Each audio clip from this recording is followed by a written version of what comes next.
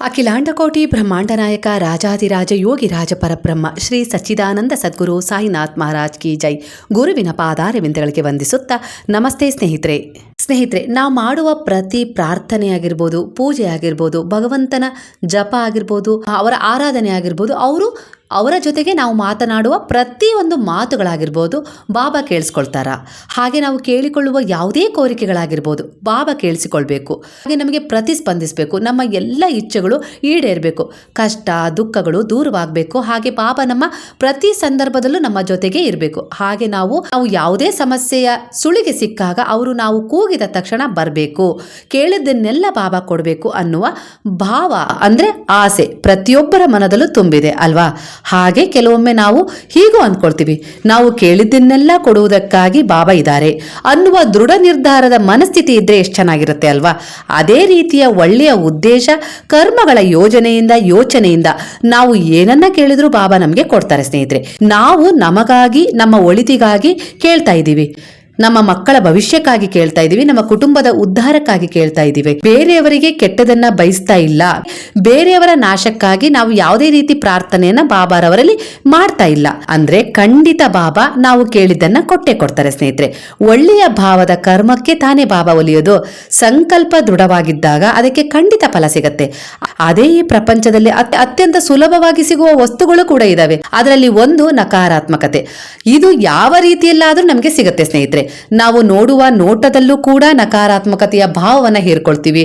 ಹಾಗೆ ನಾವು ಯಾರದ್ದೋ ಜೊತೆಗೆ ಸ್ನೇಹವನ್ನ ಬೆಳೆಸಿದೀವಿ ಅಂದ್ರೆ ಅವರಲ್ಲಿರುವ ನಕಾರಾತ್ಮಕತೆಯ ಭಾವವನ್ನ ಕೂಡ ನಾವು ಒಮ್ಮೊಮ್ಮೆ ಅನುಕರಣೆ ಮಾಡ್ತೀವಿ.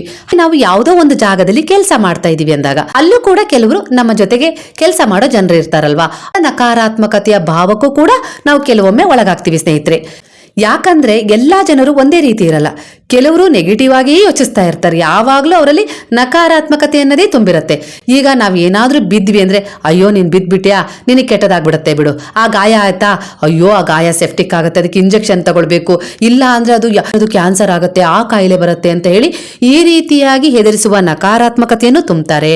ನಾವು ಪದೇ ಪದೇ ಯಾವುದೋ ಒಂದು ವಿಚಾರದಲ್ಲಿ ಸೋಲ್ತಾ ಇದ್ದೀವಿ ಅಂದ್ರೆ, ಇಲ್ಲ ಬಿಡೋ, ನಿನ್ನಿಂದ ಆಗೋದೇ ಇಲ್ಲ ಕೆಲಸ, ನೀನ್ ಪದೇ ಪದೇ ಸೋಲ್ತೀಯ, ನಿನಗೆ ಅದರಿಂದ ಗೆಲುವು ಯಾವುದೇ ಕಾರಣಕ್ಕೂ ಸಿಗೋದಿಲ್ಲ ಅನ್ನೋರು ಇರ್ತಾರೆ. ಹಾಗೆ ನಾವು ಓದಲ್ಲಿ ಹಿಂದಿದೀವಿ ಅಂದಾಗ, ನಿನಗೆ ಓದುಗೀದು ಎಲ್ಲ ಆಗೋದಿಲ್ಲ, ಅದನ್ನ ಬಿಟ್ಟು ಹಾಕ್ಬಿಡು, ಬೇರೆ ಯಾವ್ದಾದ್ರು ಒಂದು ಕೆಲಸವನ್ನ ನೋಡ್ಕೋ ಅನ್ನೋ ಮೂಲಕವೂ ಕೂಡ ನಕಾರಾತ್ಮಕತೆಯನ್ನ ತುಂಬಿಸ್ತಾರೆ. ನಮ್ಮ ಜೀವನದಲ್ಲಿ ನಾವು ಏನನ್ನೋ ಪಡೀಲಿಕ್ಕೆ ಶ್ರಮ ಪಡ್ತಾ ಇದೀವಿ, ಸಾಧನೆ ಮಾಡ್ಲಿಕ್ಕೆ ಇಚ್ಛಿಸ್ತಾ ಇದೀವಿ. ಆ ಸಂದರ್ಭದಲ್ಲಿ ನಮ್ಗೆ ಒಂದೆರಡು ಬಾರಿ ಸೋಲಾಗ್ಬಿಡತ್ತೆ. ಆ ಸಮಯದಲ್ಲೂ ಕೂಡ ನಮ್ಮ ಸಂಬಂಧಿಕರಾಗಿರ್ಬೋದು, ನಮ್ಮ ಕುಟುಂಬದವರಾಗಿರ್ಬೋದು, ನಮ್ಮ ಹಿತೈಷಿಗಳಾಗಿರ್ಬೋದು, ನಮ್ಮ ಸ್ನೇಹಿತರಾಗಿರ್ಬೋದು, ಅದು ನಿನಗೆ ಆಗ ಬರೋದಿಲ್ಲ, ಬಿಟ್ಬಿಡು ಅನ್ನುವ ನಕಾರಾತ್ಮಕತೆಯ ಭಾವವನ್ನೇ ಹೋದಲ್ಲ. ಅದ್ರ ಬದಲಿಗೆ ಅವ್ರು ಹೀಗೂ ಹೇಳ್ಬೋದಲ್ಲ, ಒಂದು ಸಾರಿ ಫೇಲ್ ಆದ್ರೆ ಏನಾಯ್ತೋ, ಮತ್ತೊಂದ್ಸರಿ ಎಕ್ಸಾಮ್ ಅನ್ನ ಕಟ್ಟು, ಶ್ರಮ ಪಟ್ಟು ಓದು, ಖಂಡಿತ ನೀನ್ ಪಾಸ್ ಆಗ್ತೀಯಾ ಅಂತ ಹೇಳಿ ಈ ರೀತಿ ಹೇಳ್ಬೇಕು. ಈ ರೀತಿ ಹೇಳೋರು ಬಹಳ ವಿರಳ. ಅದೇ ನಾವು ಏನನ್ನಾದ್ರೂ ಕಳ್ಕೊಂಡಿದೀವಿ ಜೀವನದಲ್ಲಿ, ಎಲ್ಲ ರೀತಿಯಲ್ಲೂ ನಾವು ನಷ್ಟವನ್ನ ಅನುಭವಿಸ್ತಾ ಇದೀವಿ ಅಂದಾಗ ಆ ಸಮಯದಲ್ಲಿ ಬಂದು ನಕಾರಾತ್ಮಕವಾಗಿ ನಿನ್ನಿಂದ ಏನೂ ಸಾಧ್ಯ ಇಲ್ಲ, ಮುಗೀತು ನಿನ್ನ ಜೀವನ ಅಂತ ಹೇಳಿ ನಕಾರಾತ್ಮಕತೆಯನ್ನ ತುಂಬವರು ಇರ್ತಾರೆ. ಇಷ್ಟಕ್ಕೆ ಜೀವನ ಮುಗೀತೇನೋ, ಯಾಕೆ ಹೆದರ್ತೀಯ, ಯಾಕೆ ಕುಗ್ತೀಯ, ಎಲ್ಲ ಸರಿಯಾಗತ್ತೆ, ನೀನ್ ಮತ್ತೊಮ್ಮೆ ಪ್ರಯತ್ನ ಪಡು, ಮತ್ತೊಮ್ಮೆ ಹೊಸದಿಂದ ಶುರು ಮಾಡು, ಖಂಡಿತ ನಿನಗೆ ಅದರಲ್ಲಿ ಲಾಭ ಸಿಗತ್ತೆ. ಈ ನಷ್ಟ ಅನುಭವಿಸಿದ್ದೆಲ್ಲ ದುಃಖಗಳು ನಿನಗೆ ಮರ್ತು ಹೋಗ್ತವೆ ಅನ್ನೋ ಸಕಾರಾತ್ಮಕತೆಯನ್ನ ತುಂಬುವಂತ ಸ್ನೇಹಿತರನ್ನ ನಾವು ಗಳಿಸ್ಬೇಕು. ಅಂತಹ ವಿಚಾರಗಳನ್ನೇ ನಾವು ಮನಸ್ಸಲ್ಲಿ ತುಂಬಿಕೊಂಡಾಗ ನಮ್ಮ ಜೀವನ ಹೇಗಿರುತ್ತೆ ಒಮ್ಮೆ ಯೋಚಿಸ್ರಿ. ನಮ್ಮ ಸುತ್ತ ಇರುವ ಇಂತಹ ನಕಾರಾತ್ಮಕತೆಯ ಜನರನ್ನ ನೋಡಿದಾಗ ನಕಾರಾತ್ಮಕವಾಗಿ ಯೋಚಿಸಲು ನಾವು ಶುರು ಮಾಡ್ತೀವಿ. ಆದರೆ ಇದೇ ನಮ್ಮ ಜೀವನಕ್ಕೆ ಹಾನಿಕರವಾದ ವಿಷವಾದ ಪದಾರ್ಥವಾಗಿದೆ ಸ್ನೇಹಿತರೆ. ಈ ವಿಷವನ್ನ ನಕಾರಾತ್ಮಕತೆ ತುಂಬಿರುವ ಜನರು, ಸಂಬಂಧಗಳು, ಗೆಳೆಯರು ನಮಗೆ ಕುಡಿಸ್ತಾ ಇದ್ದಾರೆ. ಇದನ್ನ ನಾವು ನಿರಾಳವಾಗಿ ಕುಡಿತಾ ಇದ್ದೀವಿ. ಆಗ ಏನಾಗತ್ತೆ, ಸಾವಾಗೆ ಆಗತ್ತೆ ಅಲ್ವಾ. ಅದ್ರ ಬದಲಿಗೆ ಅವರು ನನಗೆ ಕೊಡ್ತಾ ಇರೋದು ವಿಷ, ಅವರು ನನಗೆ ಕುಡಿಸ್ತಾ ಇರೋದು ವಿಷ, ಅದನ್ನ ನಾನು ಕುಡಿಬಾರ್ದು ಅನ್ನುವ ಜ್ಞಾನ, ಅರಿವು ನಮ್ಗೆ ಇದ್ದಾಗ ಏನಾಗತ್ತೆ, ನಾವು ಅದನ್ನ ಕುಡಿಯೋದಿಲ್ಲ. ಆಗ ಏನಾಗತ್ತೆ, ನಾವು ಬದುಕ್ತೀವಿ, ಬಾಳ್ತೀವಿ ಅಲ್ವಾ ಸ್ನೇಹಿತರೆ. ಈ ನಿರ್ಧಾರ ಯಾರ ಕೈಯಲ್ಲಿದೆ, ನಮ್ಮ ಕೈಯಲ್ಲಿದೆ ಅಲ್ವಾ. ಈ ಪ್ರಪಂಚದಲ್ಲಿ ಕೆಟ್ಟದು ಸಿಗುತ್ತೆ, ಒಳ್ಳೆಯದು ಸಿಗುತ್ತೆ, ಒಳ್ಳೆಯ ವ್ಯಕ್ತಿಗಳು ಸಿಗ್ತಾರೆ, ಕೆಟ್ಟ ಜನರು ಸಿಗ್ತಾರೆ. ನಾವು ಯಾವ ರೀತಿಯ ಆಯ್ಕೆಯನ್ನ ಮಾಡ್ಕೊಳ್ಬೇಕು ಅನ್ನೋ ಜ್ಞಾನವನ್ನ ಆ ಗುರು ನಮ್ಗೆ ಕೊಟ್ಟಿದಾರಲ್ವಾ, ಆ ಮಾರ್ಗದರ್ಶನ ನಮ್ಗೆ ಸಿಗ್ತಾ ಇದೆಯಲ್ವಾ. ಸಿಗ್ತಾ ಇದೆ ಅಂದ್ರೆ ಆ ಗುರುವು ನಮ್ಮ ಕೈ ಹಿಡಿದಿದ್ದಾರೆ ಅನ್ನೋದೇ ಅರ್ಥ ಸ್ನೇಹಿತರೆ. ಅಂದ್ರೆ ನಮ್ಗೆ ಏನ್ ಬೇಕೋ ಅದು ಸಿಗ್ತಾ ಇದೆ ಅಂದ್ರೆ ಅದು ಆ ಗುರುವಿನ ಅನುಗ್ರಹ ಆಶೀರ್ವಾದದಿಂದ ಸಿಗ್ತಾ ಇದೆ. ಯಾಕಂದ್ರೆ ನಾವು ಅವರಲ್ಲಿ ಸಮರ್ಪಣೆಯಾಗಿದ್ದೀವಿ, ಒಂದು ಒಳ್ಳೆಯ ರೀತಿಯಲ್ಲಿ ಅವ್ರ ಜೊತೆ ಬೆಸೆದುಕೊಂಡಿದೀವಿ, ನಮ್ಮ ಆಗು ಹೋಗುಗಳನ್ನೆಲ್ಲವನ್ನ ಅವರ ಹತ್ರ ಹೇಳ್ಕೊಳ್ತಾ ಇದೀವಿ, ನಮ್ಮ ಕಷ್ಟ ದುಃಖಗಳನ್ನ ಸಮರ್ಪಣೆ ಮಾಡ್ತಾ ಇದೀವಿ, ನಮಗೆ ಒಳಿತನ್ನ ಮಾಡು ಅಂತೇಳಿ ನಾವು ದಿನನಿತ್ಯ ಪ್ರಾರ್ಥನೆಯನ್ನ ಮಾಡ್ತಾ ಇದೀವಿ. ನಾವು ಭಗವಂತನ ಅಂಶ ಅಂದ್ಮೇಲೆ, ಅವರ ಸೃಷ್ಟಿ ಅಂದ್ಮೇಲೆ, ಅವರ ಅಂಶವೇ ನಾವಾಗಿದ್ದೀವಿ ಅಂದ್ಮೇಲೆ ಅವರೇ ನಮ್ಮ ಅಂತರಂಗದ ವಾಸವಾಗಿರ್ತಾರೆ ಅಲ್ವಾ. ಹಾಗಾಗಿ ನಾವು ಮಾಡುವ ಪ್ರತಿಯೊಂದು ಒಳ್ಳೆಯ ಆಲೋಚನೆಯಲ್ಲಿ ಆ ಗುರುವಿದ್ದಾರೆ ಸ್ನೇಹಿತರೆ. ಇಂತಹ ಗುರುವಿನ ಮಾರ್ಗದರ್ಶನದಲ್ಲಿ ನಾವು ಸಾಕ್ತಾ ಇದೀವಿ ಅಂದ ಸಂದರ್ಭದಲ್ಲೂ ಕೂಡ ಯಾವುದೋ ಜನರು ನಕಾರಾತ್ಮಕವಾಗಿ ಮಾತನಾಡಿ ನಮ್ಮನ್ನ ಹಿಂದೆ ಸರಿಸುವ ಪ್ರಯತ್ನವನ್ನ ಮಾಡ್ತಾ ಇದ್ದಾರೆ, ಹಿಮ್ಮುಖವಾಗಿ ನಡಿಲಿಕ್ಕೆ ಪ್ರೇರಣೆಯನ್ನ ಕೊಡ್ತಾ ಇದ್ದಾರೆ ಅಂದ್ರೆ ಖಂಡಿತ ಅದನ್ನ ನಾವು ಒಪ್ಕೊಳ್ತಾ ಇದೀವಿ ಅಂದ್ರೆ ಖಂಡಿತ ನಮ್ಮ ಜೀವನದಲ್ಲಿ ನಾವು ಏನನ್ನೂ ಸಾಧಿಸ್ಲಿಕ್ಕೂ ಹಾಗೆ ಸಫಲತೆಯನ್ನ ಪಡೆದುಕೊಳ್ಳಿಕ್ಕೂ ಅರ್ಹರಲ್ಲ, ಸಮರ್ಥರಲ್ಲ. ಅದು ನಮ್ಮಿಂದ ಸಾಧ್ಯವೇ ಆಗೋದಿಲ್ಲ ಸ್ನೇಹಿತರೆ. ಯಾಕಂದ್ರೆ ನಾವು ನಕಾರಾತ್ಮಕತೆ ಅನ್ನುವ ವಿಷವನ್ನ ಕುಡಿತಾ ಇದೀವಿ, ಆರಾಮಾಗಿ ಕುಡಿಸ್ತಾ ಇದ್ದಾರೆ, ನಾವು ಕುಡಿತಾ ಇದೀವಿ. ನಾವು ಉದ್ಧಾರ ಆಗೋದಾದ್ರೂ ಹೇಗೆ? ನಾವು ಗುರುವಿನಲ್ಲಿ ಸಮರ್ಪಣೆಯಾಗಿದ್ದೀವಿ, ನಮ್ಮ ಕಷ್ಟ ದುಃಖ ಎಲ್ಲವನ್ನ ಅವನ ಪಾದಗಳ ಮೇಲೆ ಅರ್ಪಣೆ ಮಾಡಿದೀವಿ, ಒಳ್ಳೆಯ ಕರ್ಮಗಳನ್ನು ವೃದ್ಧಿಸಿಕೊಳ್ಳುವ ನಿಟ್ಟಿನಲ್ಲಿ ನಾವು ಹೆಜ್ಜೆ ಇಟ್ಟಿದ್ದೀವಿ ಅಂದಾಗ ಆ ಹೆಜ್ಜೆಗಳು ನಮ್ಮನ್ನ ಎಲ್ಲಿಗೆ ಒಯ್ತವೆ ಗೊತ್ತಾ? ನಮ್ಮನ್ನ ಸುರಕ್ಷಿತವಾದ ದಡಕ್ಕೆ ಒಯ್ತವೆ, ಸಮೃದ್ಧಿಯ ದಡಕ್ಕೆ ಒಯ್ತವೆ, ಸುಖ ಶಾಂತಿ ನೆಮ್ಮದಿ ತುಂಬಿದ ಜಾಗಕ್ಕೆ ಒಯ್ತವೆ ಸ್ನೇಹಿತರೆ. ಇಂತಹ ನಕಾರಾತ್ಮಕತೆಯಿಂದ ಪಾರಾಗಲು ಇರುವ ಏಕೈಕ ಮಾರ್ಗವೇ ಗುರುವಿನಲ್ಲಿ ಸಮರ್ಪಣೆ ಸ್ನೇಹಿತರೆ. ಯಾಕಂದ್ರೆ ಅವರೇ ನಮಗೆ ಮಾರ್ಗದರ್ಶನ ಮಾಡೋದು. ಯಾವುದಾದ್ರೂ ಒಂದು ರೂಪದಲ್ಲಿ ಅವರು ನಮ್ಮತ್ತ ಬಂದಿದ್ದಾರೆ, ಯಾರದ್ದಾದರೂ ರೂಪದಲ್ಲಿ ನಮಗೆ ಏನಾದ್ರೂ ಅರಿವಿನ ಪಾಠ ಕಲಿಸ್ತಾ ಇದ್ದಾರೆ ಅಂದ್ರೆ ಆ ಗುರುವು ನಮಗೆ ಸ್ಪಂದಿಸ್ತಾ ಇದ್ದಾರೆ ಅನ್ನುವ ಮೊದಲನೇ ಸೂಚನೆಯಾಗಿದೆ. ಈ ಸೂಚನೆಯಿಂದಲೇ ನಾವು ಎಚ್ಚೆತ್ಕೊಳ್ಬೇಕು, ಗುರುವು ನನ್ನ ಜೊತೆಗಿದ್ದಾರೆ, ನನಗೆ ಸ್ಪಂದಿಸ್ತಾ ಇದ್ದಾರೆ ಅನ್ನುವ ಮೊದಲನೇ ಹಂತವನ್ನ ನೀವು ತಿಳ್ಕೊಳ್ಬೇಕಾಗತ್ತೆ ಸ್ನೇಹಿತರೆ. ನಾವೀಗ ಹಿಂದಿನಂತಿಲ್ಲ, ನಮ್ಮಲ್ಲೀಗ ದೃಢವಾದ ವಿಶ್ವಾಸ ಇದೆ, ಒಳ್ಳೆಯ ಸಂಕಲ್ಪವನ್ನ ನಾವು ಮಾಡ್ತಾ ಇದೀವಿ. ಬಾಬಾನ ಜೊತೆ ನಾವೀಗ ಪ್ರತಿನಿತ್ಯ ಮಾತಾಡ್ತಾ ಇದೀವಿ, ಅವರು ನಮ್ಗೆ ಸ್ಪಂದಿಸ್ತಾ ಇರೋ ಉದಾಹರಣೆಗಳು ನಮ್ಗೆ ಸಿಗ್ತಾ ಇದಾವೆ. ಹಾಗೆ ನಮ್ಗೆ ಯಾವುದೋ ಒಂದು ಸಮಸ್ಯೆ ಆಗ್ತಾ ಇದೆ ಅಂದ್ರೆ ಆ ಸಮಸ್ಯೆಯನ್ನು ಎದುರಿಸುವ ಶಕ್ತಿ ನಮ್ಗೆ ದೊರೀತಾ ಇದೆ, ಆತ್ಮವಿಶ್ವಾಸ ನಮ್ಗೆ ಸಿಗ್ತಾ ಇದೆ. ಆ ಸಮಸ್ಯೆಗಳಿಂದ ನಾವು ಪಾರಾಗ್ತಾ ಇದೀವಿ ಅಂದ್ರೆ ಅದು ಎರಡನೆಯ ಹಂತದಲ್ಲಿ ಗುರುವು ನಮ್ ಜೊತೆಗಿದ್ದಾರೆ ಎನ್ನುವುದನ್ನ ಸೂಚಿಸುತ್ತೆ. ಯಾವುದೋ ಒಂದು ಹಂತದಲ್ಲಿ ನಮ್ಗೆ ಮೋಸ ಆಗ್ತಾ ಇದೆ, ಯಾರೋ ಒಬ್ರು ನಮ್ಗೆ ತಿಳಿದವರೇ ನಮ್ಗೆ ಮೋಸ ಮಾಡ್ತಾ ಇದ್ದಾರೆ ಅನ್ನೋ ಸಂದರ್ಭ ಬಂದಿರತ್ತೆ. ಆ ಸಂದರ್ಭದಲ್ಲಿ ಆ ಗುರುವಿನ ಜೊತೆ ಒಂದು ಸಂಪರ್ಕವನ್ನ ಇಟ್ಕೊಂಡ್ಬಿಟ್ಟಿದೀವಿ. ನಮ್ಮ ಪ್ರತಿ ಆಗು ಹೋಗುಗಳನ್ನೆಲ್ಲ ನಾವು ದಿನನಿತ್ಯ ಅವ್ರ ಹತ್ರ ಹೇಳ್ತಾ ಇದೀವಿ, ಚರ್ಚೆ ಮಾಡ್ತಾ ಇದೀವಿ. ನಮ್ಮ ಎದುರಿಗೆ ಬಾಬಾ ಇದ್ದಾರೆ, ಅವ್ರ ಎದುರಿಗೆ ನಾವು ಹೇಳ್ತಾ ಇದೀವಿ ಅಂದ್ಮೇಲೆ ನಾವು ಈ ಸೃಷ್ಟಿಗೆ ಒಂದು ಮೆಸೇಜ್ ಅನ್ನ ರವಾನಿಸ್ತಾನೆ ಇರ್ತೀವಿ ಅಂತ ಅರ್ಥ ಸ್ನೇಹಿತರೆ. ಈ ಸೃಷ್ಟಿ ಯಾರು? ನಾವು ನಂಬಿರುವ ಭಗವಂತ ಅಲ್ವಾ.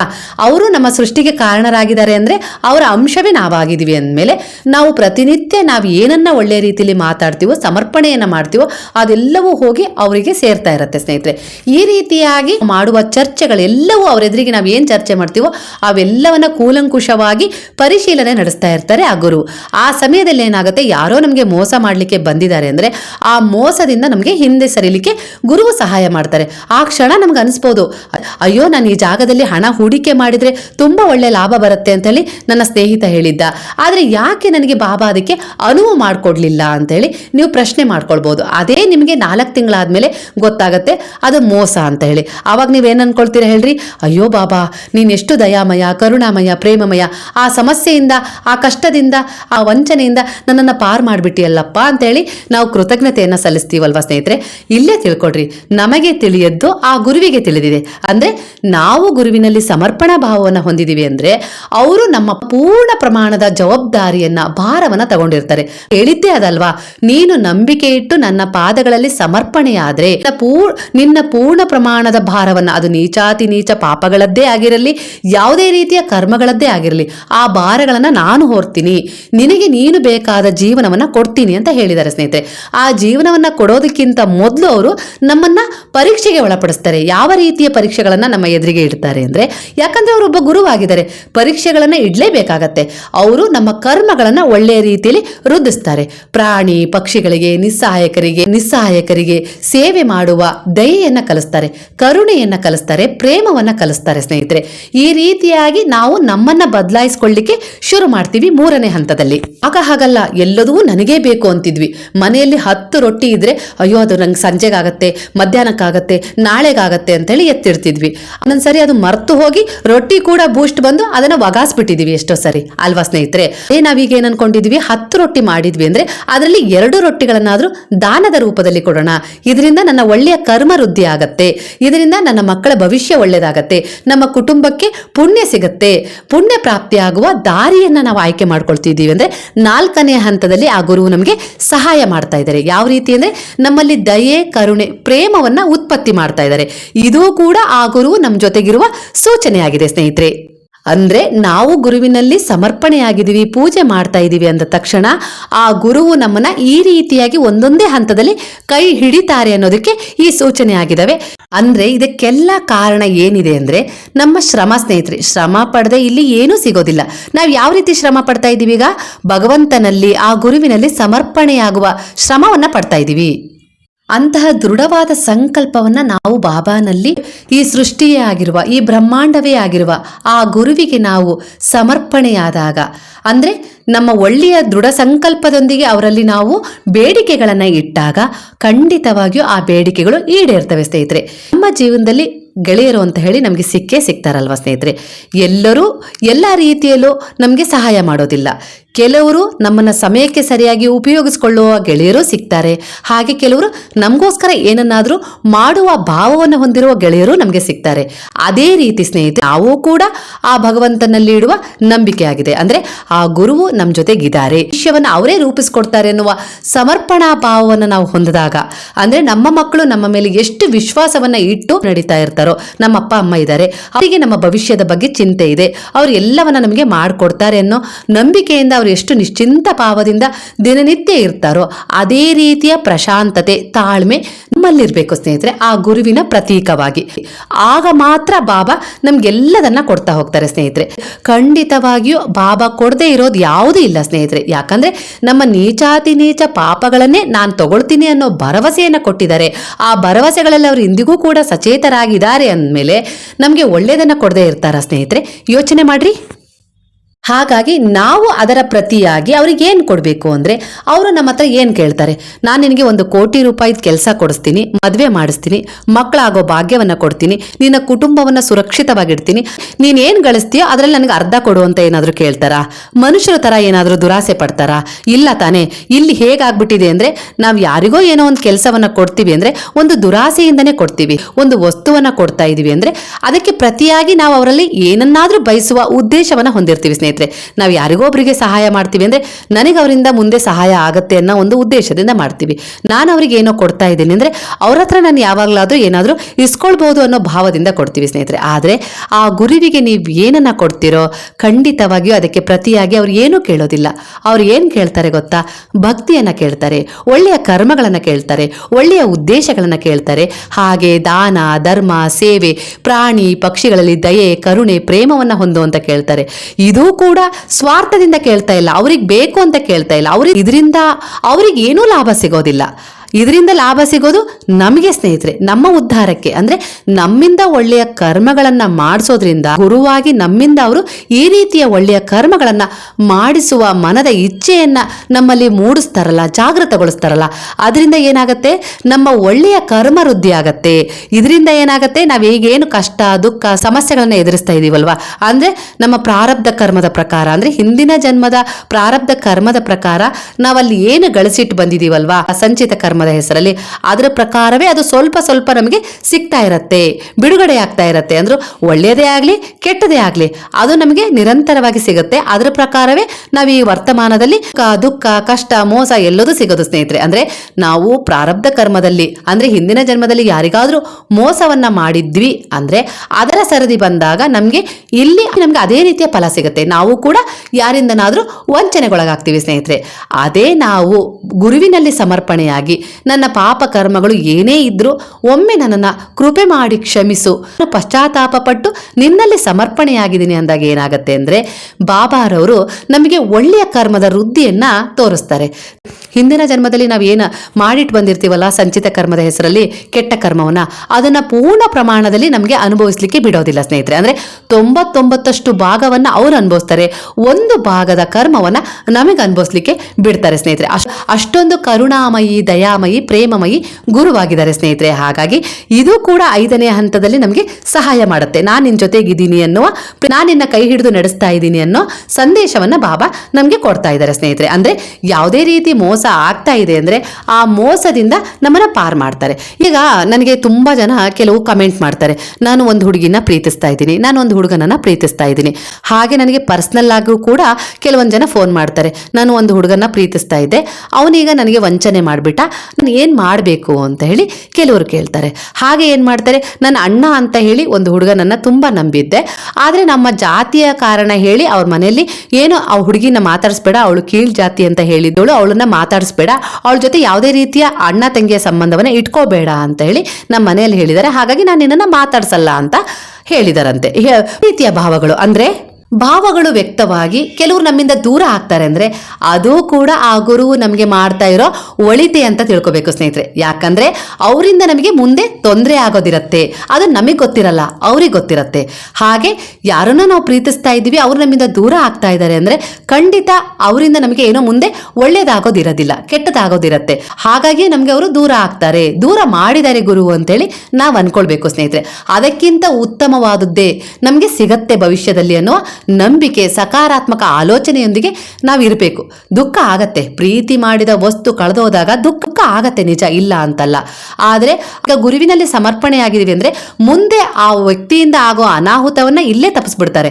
ಸ್ವಲ್ಪ ದುಃಖ ಆದರೂ ಪರವಾಗಿಲ್ಲ, ನಮ್ಗೆ ಅದರಿಂದ ಮುಕ್ತಿ ಕೊಡ್ತಾರೆ. ಅದೇ ನಾವು ಯಾರನ್ನೂ ನಂಬದೆ ಆ ಗುರುವಿನಲ್ಲಿ ಸಮರ್ಪಣಾ ಭಾವವನ್ನು ಹೊಂದದೆ ಭಗವಂತನಲ್ಲಿ ವಿಶ್ವಾಸ ಬಿಡದೆ ನಮ್ಮ ಮನ ಬಂದಂತೆ ನಾವು ವರ್ತಿಸಿದಾಗ ಏನಾಗುತ್ತೆ ಅಂದ್ರೆ ನಾವು ಮದುವೆ ಆಗ್ತೀವಿ, ನಾವು ಪ್ರೀತಿ ಮಾಡಿದ ವ್ಯಕ್ತಿಯ ಜೊತೆಗೆ ನಾವು ಮದುವೆ ಆಗ್ತೀವಿ, ಆದ್ರೆ ಆ ಸಂಬಂಧ ಬಹಳ ದಿನ ನಿಲ್ಲೋದಿಲ್ಲ. ಅಲ್ಲಿ ಡೈವರ್ಸ್ ಆಗತ್ತೆ, ಅವ್ರು ಮತ್ತೊಂದು ಮದುವೆ ಆಗ್ತಾರೆ, ಇವ್ರು ಮತ್ತೊಂದು ಮದುವೆ ಆಗ್ತಾರೆ. ಅಲ್ಲಿ ಯಾವುದೇ ರೀತಿ ಒಬ್ರಿಗೊಬ್ರು ಪ್ರತಿಸ್ಪಂದಿಸುವ ಗುಣವೇ ಇರೋದಿಲ್ಲ, ಅಲ್ಲಿ ಪ್ರೀತಿನೇ ಇರೋದಿಲ್ಲ, ಮೋಹಕ್ಕಷ್ಟೇ ಅವ್ರು ಒಳಗಾಗಿರ್ತಾರೆ ಸ್ನೇಹಿತರೆ. ಇಂತಹ ಸಂದರ್ಭದಲ್ಲೂ ಕೂಡ ನಮ್ಗೆ ಕೆಲವೊಂದ್ಸರಿ ಆ ವ್ಯಕ್ತಿಗಳು ಸಿಗೋದಿಲ್ಲ ಸ್ನೇಹಿತರೆ. ಅದನ್ನ ನಾವು ಅರ್ಥ ಮಾಡ್ಕೊಳ್ಬೇಕು. ವಾಸ್ತವವನ್ನ ನಾವು ಅರ್ಥ ಮಾಡ್ಕೊಂಡಾಗ ಜೀವನ ಸುಖಮಯವಾಗಿರುತ್ತೆ. ಅದೇ ನಾನೀಗ ಒಂದು ಹುಡುಗಿ ವಿಚಾರ ಹೇಳಿದೆ, ಆ ಹುಡುಗಿ ಕೀಳು ಜಾತಿಯೋಳು ಅನ್ನೋ ಕಾರಣಕ್ಕೆ ನನ್ನನ್ನ ಅವ್ರ ಮನೆಯವ್ರು ತಡೆದ್ರು. ನೀನ್ ಯಾವುದೇ ರೀತಿಯ ಹುಡುಗಿ ಹತ್ರ ರಾಖಿ ಕಟ್ಟಿಸ್ಕೊಳ್ಬೇಡ, ಅವಳು ಕೀಳ್ ಜಾತಿಯೋಳು ಅಂತ ಹೇಳಿ ಅವರು ಅವನ ಮನಸ್ಸಲ್ಲಿ ಒಂದು ವಿಷದ ಬೀಜವನ್ನ, ನಕಾರಾತ್ಮಕತೆಯ ಬೀಜವನ್ನ ಬಿತ್ತಿದ್ರು. ಅವನು ಅದಕ್ಕೆ ತಕ್ಕ ಹಾಗೆ ಆ ಹುಡುಗಿ ಅತ್ಯಂತ ಕಷ್ಟದ ಸಂದರ್ಭದಲ್ಲಿ ಇರುವಂತ ಸಮಯದಲ್ಲೇ ಅವಳಿಂದ ದೂರ ಆಗ್ಬಿಡ್ತಾನೆ. ಅಣ್ಣನಾಗಿ ಯಾವುದೋ ಒಂದು ರೀತಿಯಲ್ಲಿ ಅವಳಿಗೆ ದೃಢ ವಿಶ್ವಾಸವನ್ನ ತುಂಬುವ ಸಂದರ್ಭದಲ್ಲೇ ಅವಳಿಂದ ದೂರ ಆಗ್ತಾನೆ. ಅವಳು ಸಾಯೋ ಅಂತ ಸ್ಥಿತಿಗೆ ಹೋಗ್ತಾಳೆ. ಆದ್ರೆ ಅವಳಿಗೆ ಯಾವುದೋ ಜನ್ಮದಲ್ಲಿ ಬಾಬಾನನ್ನ ನಂಬಿದ್ಲು, ಪೂಜಿಸಿದ್ಲು, ಹಿಂದೆ ಅವಳು ಬಾಬಾರವರ ಆರಾಧನೆಯನ್ನ ಮಾಡಿದ್ಲು. ಅವರು ಆ ತಕ್ಷಣ ಹೋಗಿ ಅವಳ ಕೈಯನ್ನ ಹಿಡಿದ್ರು. ಈ ವಿಡಿಯೋಗಳನ್ನ ಅವಳು ನೋಡ್ತಾ ಇದ್ಲು. ಅವಳು ಹೇಳಿದ್ದಿದ್ದೇನೆ, ನಾನು ಈ ವಿಡಿಯೋನ ನೋಡಿದ ಮೇಲೆ ಯಾರನ್ನೂ ನಂಬಾರ್ದು, ನಾನು ನಂಬೋದಾದ್ರೆ ಆ ಗುರುವನ್ನೇ ನಂಬೋಣ, ಅವರೇ ನನ್ನನ್ನು ಬಂದು ಕೈ ಹಿಡಿದಿರೋದು ಅಂತ ಹೇಳಿ ನನಗೆ ಮನವರಿಕೆ ಆಯಿತು. ಅದರ ಪ್ರಕಾರ ನಾನು ಬಾಬಾರವರನ್ನ ಮತ್ತೆ ಆರಾಧನೆ ಮಾಡಲಿಕ್ಕೆ ಶುರು ಮಾಡಿದೆ, ಪೂಜಿಸ್ಲಿಕ್ಕೆ ಶುರು ಮಾಡಿದೆ. ನನ್ನ ಜೀವನದಲ್ಲಿ ಆದ ದುರ್ಘಟನೆಯನ್ನ ನಾನು ಮರ್ತೆ. ಎಷ್ಟು ನೋವಾಗಿತ್ತು ಅಂದ್ರೆ ನನ್ನ ಜೀವನದಲ್ಲಿ ನಾನು ಆತ್ಮಹತ್ಯೆ ಮಾಡ್ಕೊಂಡು ಬಿಡೋಣ ಅನ್ನೋಷ್ಟು ನೋವಾಗಿತ್ತು. ಅಣ್ಣ ನನ್ನಿಂದ ದೂರ ಆದಾಗ ನನ್ನ ಬದುಕೇ ಬೇಡ ಅನ್ನೋ ಅಷ್ಟು ನಾನು ದೂರ ಆಗ್ಬಿಟ್ಟಿದ್ದೆ. ಯಾಕಂದ್ರೆ ನಾನು ಅವ್ರನ್ನ ಅಷ್ಟು ಹಚ್ಕೊಂಡ್ಬಿಟ್ಟಿದ್ದೆ. ಇದರಿಂದ ನನಗೆ ತುಂಬಾ ಖಿನ್ನತೆಯ ಭಾವ ಕಾಡ್ತಾ ಇತ್ತು. ಆ ಸಂದರ್ಭದಲ್ಲೇ ನನಗೆ ಜೊತೆಯಾಗಿದ್ದು ನನ್ನ ಗುರು. ಅಮ್ಮ, ನಾನು ಈ ವಿಡಿಯೋಗಳನ್ನ ನೋಡ್ತಾ ನೀವು ಹೇಳಿರೋ ಪ್ರತಿಯೊಂದು ಪರಿಹಾರಗಳನ್ನ ಮಾಡ್ತಾ ಬಂದೆ. ದೃಢವಾಗಿ ಬಾಬಾನಲ್ಲಿ ನಂಬಿಕೆ ಇಟ್ಟು ಮತ್ತೊಂದ್ಸರಿ ನಾನು ಅವ್ರ ಜೊತೆ ಬೆಸೆದುಕೊಂಡೆ, ನನ್ನ ಸಂಬಂಧಗಳನ್ನ ಬೆಸೆದುಕೊಂಡೆ. ಅಂದ್ರೆ ಮಾತಾಡ್ಲಿಕ್ಕೆ ಶುರು ಮಾಡಿದೆ, ಅವರನ್ನ ಆರಾಧನೆಯನ್ನ ಮಾಡ್ಲಿಕ್ಕೆ ಶುರು ಮಾಡಿದೆ, ನನ್ನ ಪ್ರತಿಯೊಂದು ಕಷ್ಟಗಳನ್ನ ಅವ್ರ ಹತ್ರ ಹೇಳ್ಕೊಳ್ಳಿಕ್ಕೆ ಶುರು ಮಾಡಿದೆ. ಈ ರೀತಿ ಆದಾಗ ಏನಾಯ್ತು ಅಂದ್ರೆ ಏನು ಹಿಂದೆ ಸಮಸ್ಯೆಗಳಿದ್ವಲ್ಲ ಅವೆಲ್ಲವೂ ಒಂದೊಂದೇ ರೀತಿಯಲ್ಲಿ ಪರಿಹಾರ ಆಗ್ತಾ ಬಂದವು. ನನಗೆ ಕೆಲಸನೂ ಕೂಡ ಇರಲಿಲ್ಲ, ನನಗೆ ಕೆಲಸನೂ ಸಿಕ್ತು. ಹಾಗೆ ನಾನು ಆಫೀಸಿಗೆ ಹೋಗ್ಬೇಕಾದ್ರೆ ನನಗೆ 3 ನಾಯಿಗಳು ದಿನನಿತ್ಯ ಎದುರಾಗ್ತವೆ. ನಾನು ಅವುಗಳಿಗೆ ಏನೋ ಸ್ವಲ್ಪ ಆಹಾರವನ್ನ ಕೊಟ್ಟಿದ್ದೆ. ಆದ್ರೆ ಅವಕ್ಕೆ ಎಷ್ಟು ನಿಯತ್ತಿದೆ ಅಂದ್ರೆ ಅಮ್ಮ, ನನ್ನ ಆಫೀಸ್ ಕೆಲಸ ಮುಗಿಸಿ ಬರೋವರೆಗೂ ನನಗೋಸ್ಕರನೇ ಕೆಳಗಡೆ ಕಾಯ್ತಾ ಇರ್ತವೆ, ನನ್ನನ್ನ ಸ್ವಲ್ಪ ದೂರದವರೆಗೂ ಬಿಟ್ಟು ಹೋಗ್ತವೆ. ಅಂದ್ರೆ ನನ್ನ ರಕ್ಷಣೆಗೆ ನಿಂತಿದ್ದಾವೇನೋ ಅನ್ನೋ ಹಾಗೆ ನನಗೆ ಸಪೋರ್ಟ್ ಮಾಡ್ತಾ ಇದ್ದಾವೆ. ಇದರಿಂದ ನನಗೆ ತುಂಬಾ ಖುಷಿ ಆಯ್ತು ಅಂತ ಹೇಳ್ತಾ ಇದ್ದಾಳ ಹುಡುಗಿ. ಅಂದ್ರೆ ಇದಕ್ಕೆ ಸಹಾಯ ಮಾಡ್ತಾ ಇರೋದು ಯೂನಿವರ್ಸ್, ಏನು ಬ್ರಹ್ಮಾಂಡ ಅಂದ್ರೆ ಗುರುವು ಅರ್ಥ ಸ್ನೇಹಿತರೆ.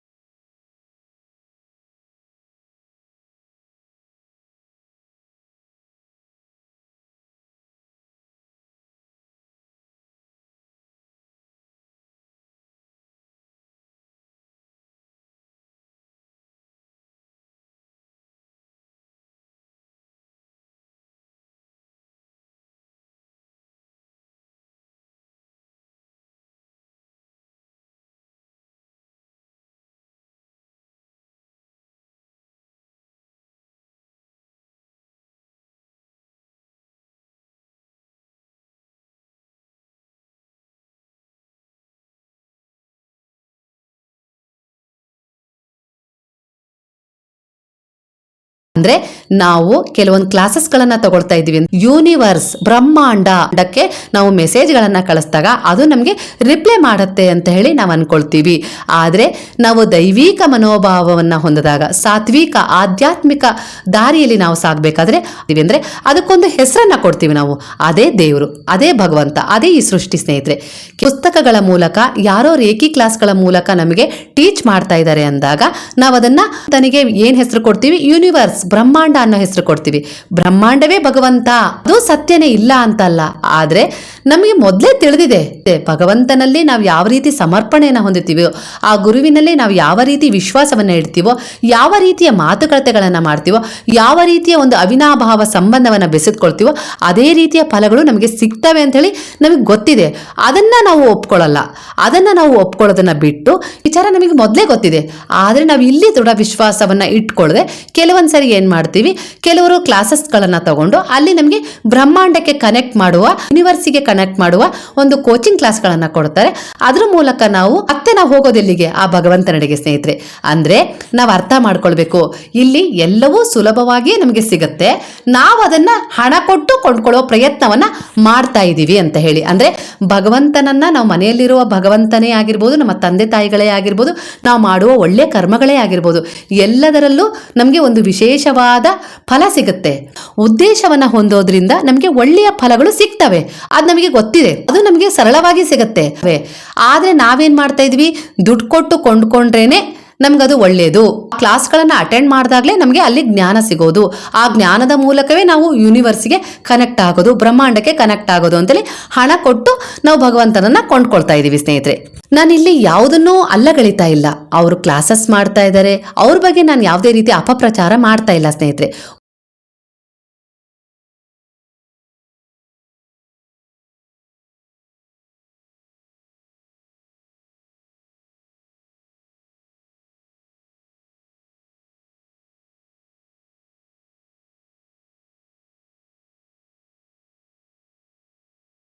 ಉದಾಹರಣೆ ಕೊಟ್ಟೆ ಅಷ್ಟೆ. ಅಂದರೆ ನಮ್ಮ ಮನೆಯಲ್ಲಿ ನಮ್ಮ ಪೂರ್ವಜರು ಹಾಕಿಕೊಟ್ಟ ನಿಯಮಗಳನ್ನು, ವಿಚಾರಗಳನ್ನು ನಾವು ಮರೆತು ನಾವು ಕ್ಲಾಸಸ್ಗಳ ಮೂಲಕ ನಮ್ಮನ್ನು ನಾವು ಸಕಾರಾತ್ಮಕ ವಿಚಾರಗಳಿಂದ ಜಾಗೃತಗೊಳಿಸ್ಕೊಳ್ಳಿಕ್ಕೆ ಪ್ರಯತ್ನ ಪಡ್ತಾ ಇದ್ದೀವಿ ಹಣ ಕೊಟ್ಟು. ಅದನ್ನೇ ನಾವು ನಮ್ಮ ಅಪ್ಪ ಅಮ್ಮಂಗೆ ಗೌರವ ಕೊಡೋದ್ರ ಜೊತೆಗೆ ದಿನನಿತ್ಯ ಬೆಳಗ್ಗೆ ಬೇಗ ಎದ್ದು ಸ್ನಾನ, ಪೂಜೆ, ಒಳ್ಳೆಯ ವಿಚಾರಗಳ ಊರ್ಜೆಗಳನ್ನು ಹೊಂದೋದ್ರ ಜೊತೆಗೆ ಹಾಗೆ ಮನೆಯಲ್ಲಿ ಒಬ್ಬರ ಜೊತೆಗೆ ಒಬ್ರು ಕೂತ್ಕೊಂಡು ಪ್ರೀತಿ ವಿಶ್ವಾಸದಿಂದ ಮಾತಾಡೋದ್ರ ಜೊತೆಗೆ ಸಂಬಂಧಗಳನ್ನು ಒಳ್ಳೆಯ ರೀತಿಯಲ್ಲಿ ಬೆಸೆದುಕೊಳ್ಳೋದ್ರ ಜೊತೆಗೆ ನಾವು ಮಾಡಬೇಕಾಗಿರೋ ಕರ್ತವ್ಯವನ್ನ ನಿಭಾಯಿಸೋದನ್ನ ಮರಿತಾ ಇದ್ದೀವಿ. ನಮ್ಮ ಅತ್ಯಂತ ಅಮೂಲ್ಯವಾದ ಸಮಯವನ್ನ ಇನ್ನೆಲ್ಲೋ ಕಳೀತಾ ಇದ್ದೀವಿ. ಬೇಡದ ವಿಚಾರಗಳಿಗಾಗಿ ಅದನ್ನ ಉಪಯೋಗಿಸ್ತಾ ಇದ್ದೀವಿ. ಬೇಡದ ವ್ಯಕ್ತಿಗಳಿಗಾಗಿ ಆ ಸಮಯವನ್ನ ವಿನಿಯೋಗಿಸ್ತಾ ಇದ್ದೀವಿ. ನಮಗೆ ಯಾರು ಮಹತ್ವ ಕೊಡ್ತಾ ಇದ್ದಾರೋ, ಗೌರವ ಕೊಡ್ತಾ ಇದ್ದಾರೋ, ಪ್ರೀತಿ ಕೊಡ್ತಾ ಇದ್ದಾರೋ ಅವರ ಜೊತೆಗೆ ನಾವು ಆ ಸಮಯದ ವಿನಿಯೋಗ ಮಾಡ್ಕೊಳ್ತಾ ಇಲ್ಲ. ಇಲ್ಲಿಗೆ ಅರ್ಥ ಏನು? ಎಲ್ಲಿ ಯಾವುದನ್ನ ಸೇರಿಸ್ಬೇಕೋ ಅದನ್ನ ನಾವು ಸೇರಿಸ್ತಾ ಇಲ್ಲ. ಅದನ್ನ ಅಗತ್ಯ ವ್ಯಕ್ತಿಗಳ ಜೊತೆಗೆ, ಅನಗತ್ಯ ವಸ್ತುಗಳ ಜೊತೆಗೆ ನಾವು ಆ ಸಂಬಂಧವನ್ನ ಬೆಸೆದುಕೊಳ್ತಾ ಇದ್ದೀವಿ ಅಂದಾಗ ಅಲ್ಲಿ ನಮಗೆ ನಕಾರಾತ್ಮಕತೆಯೇ ಸಿಗೋದಲ್ವಾ ಸ್ನೇಹಿತರೆ? ನಮ್ಮ ಮನೆಯನ್ನ ನಾವು ಸುರಕ್ಷಿತವಾಗಿ ಇಟ್ಕೊಳ್ಬೇಕು. ಯಾವುದೇ ರೀತಿ ಕಳ್ಳರು ನಮ್ಮ ಮನೆಯನ್ನ ಪ್ರವೇಶ ಮಾಡಬಾರ್ದು. ಅಂದ್ರೆ ನಮ್ಮ ಮನೆಗೆ ನಾವು ಬೀಗ ಹಾಕಬೇಕು. ಅದು ಬಿಟ್ಟು ನಾವು ಪಕ್ಕದ ಮನೆಗೆ ಬೀಗ ಹಾಕಿ ನಮ್ಮ ಮನೆಯ ಸುರಕ್ಷತೆಯನ್ನು ಬಯಸಿದ್ರೆ ಆಗತ್ತಾ? ಇಲ್ಲ ತಾನೇ? ಅಂದ್ರೆ ನಾನಿಲ್ಲಿ ಸರಳವಾಗಿ ಹೇಳಲಿಕ್ಕೆ ಇಷ್ಟಪಡ್ತಾ ಇದ್ದೀನಿ. ಎಲ್ಲಾ ಕ್ಲಾಸ್ಗಳು ಒಳ್ಳೇದೆ. ಆಧ್ಯಾತ್ಮಿಕವಾಗಿ ಏನೊಂದು ಪ್ರೇರಣೆ ನೀಡ್ತಾರಲ್ಲ ಅವೆಲ್ಲ ಕ್ಲಾಸ್ಗಳು ಒಳ್ಳೇದೆ ಸ್ನೇಹಿತರೆ, ಇಲ್ಲ ಅಂತ ಹೇಳ್ತಾ ಇಲ್ಲ. ಆದ್ರೆ ಹಣವನ್ನೇ ಕೊಟ್ಟು ಎಲ್ಲರಿಗೂ ಕೊಂಡ್ಕೊಳಕ್ ಆಗೋದಿಲ್ಲಲ್ವಾ? ಅದಕ್ಕೆ ಈ ರೀತಿಯಾಗಿ ಉದಾಹರಣೆ ಕೊಡ್ತಾ ಇದ್ದೀನಿ. ನೀವು ಕೂಡ ನಿಮ್ಮ ಮನೆಯಲ್ಲಿ ಭಗವಂತನ ಆರಾಧನೆಯನ್ನ ಮಾಡೋದು ಕೂಡ, ಭಗವಂತ ಅಂದ್ರೆ ಯಾರು? ಬ್ರಹ್ಮಾಂಡ ಯಾರು? ಗುರು. ಅರಿವು ಯಾರು? ಆ ಗುರು. ಎಲ್ಲಾ ರೂಪದಲ್ಲೂ ನಮಗೆ ಅರಿವು ಸಿಗ್ತಾ ಇದೆ ಅಂದ್ರೆ ಅದು ಆ ಗುರುವಿನ ಮೂಲಕವೇ ಸಿಗೋದು. ಅದಕ್ಕೆ ತಕ್ಕದಾದ ಹೆಸರು ಕೂಡ ಗುರುವೇ ಸ್ನೇಹಿತರೆ. ಈ ಬ್ರಹ್ಮಾಂಡ, ಈ ಸೃಷ್ಟಿ ಎಲ್ಲವೂ ಗುರುವಿನಿಂದನೇ, ಗುರುವಿನ ಅನುಗ್ರಹ ಆಶೀರ್ವಾದದಿಂದನೇ ನಿರ್ಮಿತವಾಗಿದೆ ಸ್ನೇಹಿತರೆ. ಅಂದ್ರೆ ಭಗವಂತನೂ ಕೂಡ ಇಲ್ಲಿ ಗುರುವಿನ ಮಹತ್ವವನ್ನ ಸಾರಿದ್ದಾರೆ, ಕೂಡ ಗುರುವಿನ ಮುಖೇನನೇ ತಮ್ಮ ಜೀವನದ ಪಯಣವನ್ನು ಶುರು ಮಾಡಿದ್ದಾರೆ. ಅಂದ್ರೆ ಇನ್ನು ನಾವು ಹುಲು ಮಾನವರು, ನಮಗೂ ಒಬ್ಬ ಗುರುವಿನ ಅಗತ್ಯ ಇದೆಯಲ್ವಾ? ಆ ಗುರುವು ತಾನಾಗಿ ಸಿಕ್ಕಿದಾರಲ್ವಾ? ಈಗ ಸುಲಭದಲ್ಲಿ ಸಿಕ್ಕಿದಾರಲ್ವಾ? ಅದರ ಸದುಪಯೋಗವನ್ನ ನಾವು ಪಡ್ಕೊಳ್ಬೇಕು. ಯಾವ ರೀತಿ ಅಂದ್ರೆ ಆ ಗುರುವಿನಲ್ಲಿ ದೃಢವಾದ ಭಕ್ತಿಯ ಭಾವವನ್ನ ಹೊಂದಬೇಕು. ಒಳ್ಳೆಯ ಸಕಾರಾತ್ಮಕ ಸಂಕಲ್ಪದೊಂದಿಗೆ ನಾವು ಅವರೊಂದಿಗೆ ಬೆಸೆದುಕೊಳ್ಬೇಕು. ನಾವು ಯಾವುದನ್ನ ಹೊರಗಿಡ್ಬೇಕು ಅದನ್ನು ಹೊರಗಿಡ್ತಾ ಇಲ್ಲ. ಕಷ್ಟ, ದುಃಖ, ಸಮಸ್ಯೆ, ನಕಾರಾತ್ಮಕತೆಯನ್ನ ನಮ್ಮಿಂದ ಹೊರಗಿಡ್ತಾ ಇಲ್ಲ. ನಾವು ನಮ್ಮಿಂದ ಗುರುವನ್ನ, ಆ ಭಗವಂತನನ್ನ ಹೊರಗಿಟ್ಟು ನಾವು ಯಾಚಿಸ್ತಾ ಇದ್ದೀವಿ ಅಲ್ವಾ ಸ್ನೇಹಿತರೆ? ಇದೇ ನಾವು ಮಾಡ್ತಾ ಇರೋ ತಪ್ಪು. ನಾವು ನಮ್ಮಲ್ಲಿರುವ ನಕಾರಾತ್ಮಕತೆಯ ಭಾವವನ್ನ, ಕೆಟ್ಟದನ್ನ, ಕಷ್ಟಗಳನ್ನ, ದುಃಖಗಳನ್ನ ನಮ್ಮ ಹೊರಗಿಡ್ಬೇಕು. ನಮ್ಮಲ್ಲಿ ಭಗವಂತನ ಅಂಶ ಇದೆ ಅಂದ್ರೆ ನಾವೇ ಭಗವಂತ, ಅವರೇ ನಮ್ಮೊಳಗಿದ್ದಾರೆ ಅಂದಮೇಲೆ ನಾವು ನಮ್ಮಲ್ಲೂ ಕೂಡ ದೈವಿ ಗುಣಗಳಿದಾವಲ್ವಾ? ನಾವು ದೇವರಲ್ವಾ? ಕೆಲವ್ರು ಹೇಳ್ತಾರಲ್ವಾ, ನೆನಪಿದೆಯಾ? ದೇವ್ರಂತ ಮನುಷ್ಯ ಅಪ್ಪ ಎಷ್ಟು ಒಳ್ಳೆಯವನು ಅಂತ ಹೇಳ್ತಾರಲ್ಲ. ಅವನಲ್ಲಿರುವ ದೈವ ಗುಣಗಳನ್ನ ಇವರ ಸಕಾರಾತ್ಮಕ ಆಲೋಚನೆಗಳಿಂದ ಇವರು ಗುರುತಿಸಿದ್ದಾರೆ. ಹಾಗಾಗಿ ಆ ಮನುಷ್ಯ ಇವರಿಗೆ ದೇವರ ರೂಪದಲ್ಲಿ ಕಾಣ್ತಾ ಇದ್ದಾನೆ. ನಾವು ಪ್ರತಿಯೊಬ್ಬರನ್ನು ನೋಡ್ತಾ ಇದೀವಿ ಅಂದ್ರೆ ಅವರನ್ನೆಲ್ಲ ದೇವರ ರೂಪದಲ್ಲೇ ನೋಡ್ರಿ, ಗುರುವಿನ ರೂಪದಲ್ಲೇ ನೋಡ್ರಿ. ಅವ್ರು ನಮಗೆ ಬಂದು ಏನೋ ಹೇಳ್ತಾ ಇದ್ದಾರೆ ಅಂದ್ರೆ ಬಾಬಾನೇ ನನಗೆ ಏನೋ ಹೇಳ್ತಾ ಇದ್ದಾರೆ ಅಂತ ತಿಳ್ಕೊಳ್ರಿ. ಆ ಗುರುವೇ ನಮಗೆ ಎಚ್ಚರಿಸ್ತಾ ಇದ್ದಾರೆ ಅನ್ಕೊಳ್ರಿ. ಹಾಗೆ ನಮ್ಗೆ ಯಾವುದೋ ರೀತಿ ಕೈ ತಪ್ಪಿ ಹೋಯ್ತು, ಒಂದು ವಸ್ತುವಾಗಿರ್ಬೋದು, ಒಬ್ಬ ವ್ಯಕ್ತಿ ಆಗಿರ್ಬೋದು, ಅಂದ್ರೆ ಅದು ನನ್ನ ಜೀವನಕ್ಕೆ ಹಾನಿಕರ, ಹಾಗಾಗಿ ಬಾಬಾ ಅದನ್ನ ನನ್ನಿಂದ ದೂರ ಇಡ್ತಾ ಇದ್ದಾರೆ ಅಂತ ಹೇಳಿ ಅನ್ಕೊಳ್ರಿ. ಯಾಕಂದ್ರೆ ನಾವು ಗುರುವಿನಲ್ಲಿ ಸಮರ್ಪಣೆ ಆಗಿದ್ದೀವಿ ಅಂದಮೇಲೆ ಜೊತೆ ನಾವು ಬೆಸೆದುಕೊಂಡಿದೀವಿ. ಪ್ರತಿಯೊಂದು ಮಾತುಕತೆಯನ್ನ ನಡೆಸ್ತಾ ಇದೀವಿ ಅಂದ್ರೆ ಪ್ರತಿಯೊಂದು ವಿಚಾರದ ಗ್ರಹಿಕೆ ಅವ್ರು ಮಾಡ್ತಾ ಇರ್ತಾರೆ. ನಮ್ಮ ತಲೆಯ ಮೇಲೆ ಅವರ ಆಶೀರ್ವಾದದ ಕೈಗಳಿರ್ತವೆ, ಮೇಲೆ ನಮ್ಮ ನೆರಳಾಗಿ ಅವರು ನಡೀತಾ ಇರ್ತಾರೆ, ನಮ್ಮ ಜೊತೆಯಾಗಿ ಅವರು ಇರ್ತಾರೆ ಅನ್ನೋದನ್ನ ಮರಿಬೇಡ್ರಿ ಸ್ನೇಹಿತರೆ. ಹಾಗಾಗಿ ಕೆಲವೊಂದು ನಮಗೆ ಬೇಡದ ವಿಚಾರಗಳು ಕೈ ತಪ್ಪಿ ಹೋಗ್ತವೆ, ಬೇಡದ ವ್ಯಕ್ತಿಗಳು ನಮ್ಮಿಂದ ಕೈ ತಪ್ಪಿ ಹೋಗ್ತಾರೆ. ನಮ್ಗೆ ಯಾವುದು ಸಿಗ್ಬೇಕೋ ಅದು ಸಿಗತ್ತೆ, ಅದರಿಂದ ನಮ್ಗೆ ಒಳಿತಿರತ್ತೆ. ಅವರನ್ನ ನಂಬಿ ನಡೀತಾ ಇದೀವಿ ಅಂದ್ರೆ ಗುರುವು ನಮ್ಗೆ ಏನನ್ನ ಸೇರಿಸ್ಬೇಕು, ಏನನ್ನ ಕೊಡಬೇಕು, ಯಾವುದು ಉತ್ತಮ ಎಲ್ಲದನ್ನ ಸೋಸಿ ನಮಗೆ ಕೊಡ್ತಾರೆ. ಈಗ ನೋಡಿ, ನಾವು ನಮ್ಮ ಮಕ್ಕಳಿಗೆ ಹಣ್ಣನ್ನ ತರಕ್ಕೆ ಹೋಗ್ತೀವಿ ಅಂಗಡಿಗೆ ಅಂದ್ರೆ ಒಳ್ಳೊಳ್ಳೆ ಹಣ್ಣುಗಳನ್ನೇ ಆಯ್ಕೆ ಮಾಡ್ಕೊಳ್ತೀವಿ. ಯಾಕೆ ಮಾಡ್ಕೊಳ್ತೀವಿ ಹೇಳ್ರಿ? ನಮ್ಗೆ ಕನ್ಸನ್ನಿದೆ, ಮನಸ್ಸಲ್ಲಿ ಕಾಳಜಿ ಇದೆ. ನಾವು ಮನೆಗೆ ಒಯ್ತಾ ಇರೋ ಹಣ್ಣುಗಳನ್ನ ನಮ್ಮ ಮಕ್ಕಳು ತಿಂತಾರೆ, ನನ್ನ ಹೆಂಡತಿ ತಿಂತಾಳೆ, ನನ್ನ ಅಪ್ಪ ಅಮ್ಮ ತಿಂತಾರೆ ಅಂದ್ರೆ ನಾನು ಅವರಿಗೆ ಒಳ್ಳೆ ಹಣ್ಣುಗಳನ್ನ ಕೊಡಬೇಕು ಅಂತ ಹೇಳಿ ನಾವು ಹೇಗೆ ಆಯ್ಕೆ ಮಾಡ್ಕೊಂಡು ತರ್ತೀವೋ ಅದೇ ತರಹ ಆ ಗುರುವನ್ನ ನಾವು ನಂಬಿದೀವಿ, ಅವರಲ್ಲಿ ನಾವು ಸಮರ್ಪಣೆಯನ್ನ ಹೊಂದಿದೀವಿ ಅಂದಾಗ ಅವರು ಕೂಡ ನಮ್ಗೆ ಯಾವ ರೀತಿಯ ಜೀವನವನ್ನ ಕೊಡಬೇಕು, ಯಾವ ವಸ್ತುಗಳನ್ನ ಕೊಡಬೇಕು, ಯಾವ ವ್ಯಕ್ತಿಗಳನ್ನ ನಮ್ಮ ಜೀವನದಲ್ಲಿ ತರಬೇಕು ಅಂತ ಹೇಳಿ ಅವರು ಕೂಡ ಹುಡುಕಿನೇ ನಮ್ಗೆ ಕೊಡ್ತಾರೆ ಸ್ನೇಹಿತರೆ. ಅದರಿಂದ ನಮ್ಗೆ ಒಳಿತಾಗಬೇಕು ಅನ್ನೋ ಉದ್ದೇಶ ಅವ್ರದ್ದಾಗಿರುತ್ತೆ. ಈಗ ನೋಡ್ರಿ, ನಾವು ಒಬ್ರನ್ನ ಪ್ರೀತಿ ಮಾಡ್ತಾ ಇರ್ತೀವಲ್ವಾ, ನಮ್ಮ ಜೀವನದಲ್ಲಿ ಏನಾಗ್ಬಿಡುತ್ತೆ, ಅವ್ರು ನಮಗೆ ಸಿಗೋದಿಲ್ಲ, ನಮಗೆ ಬೇರೆಯವ್ರ ಜೊತೆ ನಮ್ಮ ಮದುವೆ ಆಗ್ಬಿಡುತ್ತೆ. ಆದರೆ ನಾವು ಅವರನ್ನ ಪ್ರೀತಿ ಮಾಡ್ತಾ ಇರಲ್ಲ, ಯಾಕಂದ್ರೆ ನಾವಿನ್ನೂ ಹಳೆಯ ಮೋಹದಲ್ಲೇ ಹಳೆಯ ಪ್ರೀತಿಯಲ್ಲೇ ತೇಲ ಆಡ್ತಾ ಇರ್ತೀವಿ. ಆದರೆ ನಮ್ಮನ್ನ ನಂಬಿ ಬಂದವರು ಪೂರ್ಣವಾಗಿ ನಮ್ಮಲ್ಲಿ ಸಮರ್ಪಣೆ ಆಗಿರ್ತಾರೆ, ಪೂರ್ಣವಾಗಿ ನಮ್ಮನ್ನ ನಂಬಿಕೊಂಡಿರ್ತಾರೆ, ಪೂರ್ಣ ಪ್ರಮಾಣದ ಪ್ರೀತಿಯನ್ನ, ಆದರವನ್ನ, ಗೌರವನ ನಮಗೆ ಕೊಡ್ತಾ ಇರ್ತಾರೆ. ಅದ್ರ ಬೆಲೆ ನಮಗೆ ಗೊತ್ತೇ ಇರೋದಿಲ್ಲ. ನಾವು ಪದೇ ಪದೇ ಹಳೇದನ್ನೇ ನೆನಪು ಮಾಡಿಕೊಂಡು ಚಿಂತಿಸ್ತಾ ಇರ್ತೀವಿ. ಏನು ನಮ್ಮನ್ನ ನಂಬಿ ಬಂದಿದ್ದಾರೆ, ನಮಗೆ ಪ್ರೀತಿ ಕೊಡ್ತಾ ಇದ್ದಾರಲ್ಲ, ಅವರನ್ನ ಕೇವಲ ಒಂದು ವಸ್ತುವಾಗಿ, ನಿರ್ಜೀವವಾದ ವಸ್ತುವಾಗಿ ಉಪಯೋಗಿಸ್ಕೊಳ್ತಾ ಇರ್ತೀವಿ. ಇದು ತಪ್ಪು ತಾನೇ? ಇಲ್ಲದೆ ಇರೋ ವಸ್ತುವಿಗಾಗಿ, ಇಲ್ಲದೆ ಇರೋ ವ್ಯಕ್ತಿಗಾಗಿ, ಕಳೆದು ಹೋದದ್ದಕ್ಕಾಗಿ ನಾವು ಚಿಂತಿಸುವುದಕ್ಕಿಂತ ಅದು ನನ್ನ ಜೀವನದಲ್ಲಿ ಅಷ್ಟೇ ಇತ್ತು. ಅದು ಯಾಕೆ ಕೈ ತಪ್ಪು ಹೋಯ್ತು ನನಗೆ ಗೊತ್ತಿಲ್ಲ. ನಾನು ಭಗವಂತನನ್ನ ನಂಬಿದೆ, ಭಗವಂತನನ್ನ ನಂಬಿ ನಡೀತಾ ಇದ್ದೀನಿ ಅಂದಮೇಲೆ ಅದು ನನಗೆ ಸಿಗಬಾರ್ದು ಅಂತ ಹೇಳಿ ಅವ್ರ ಇಚ್ಛೆ ಆಗಿತ್ತು.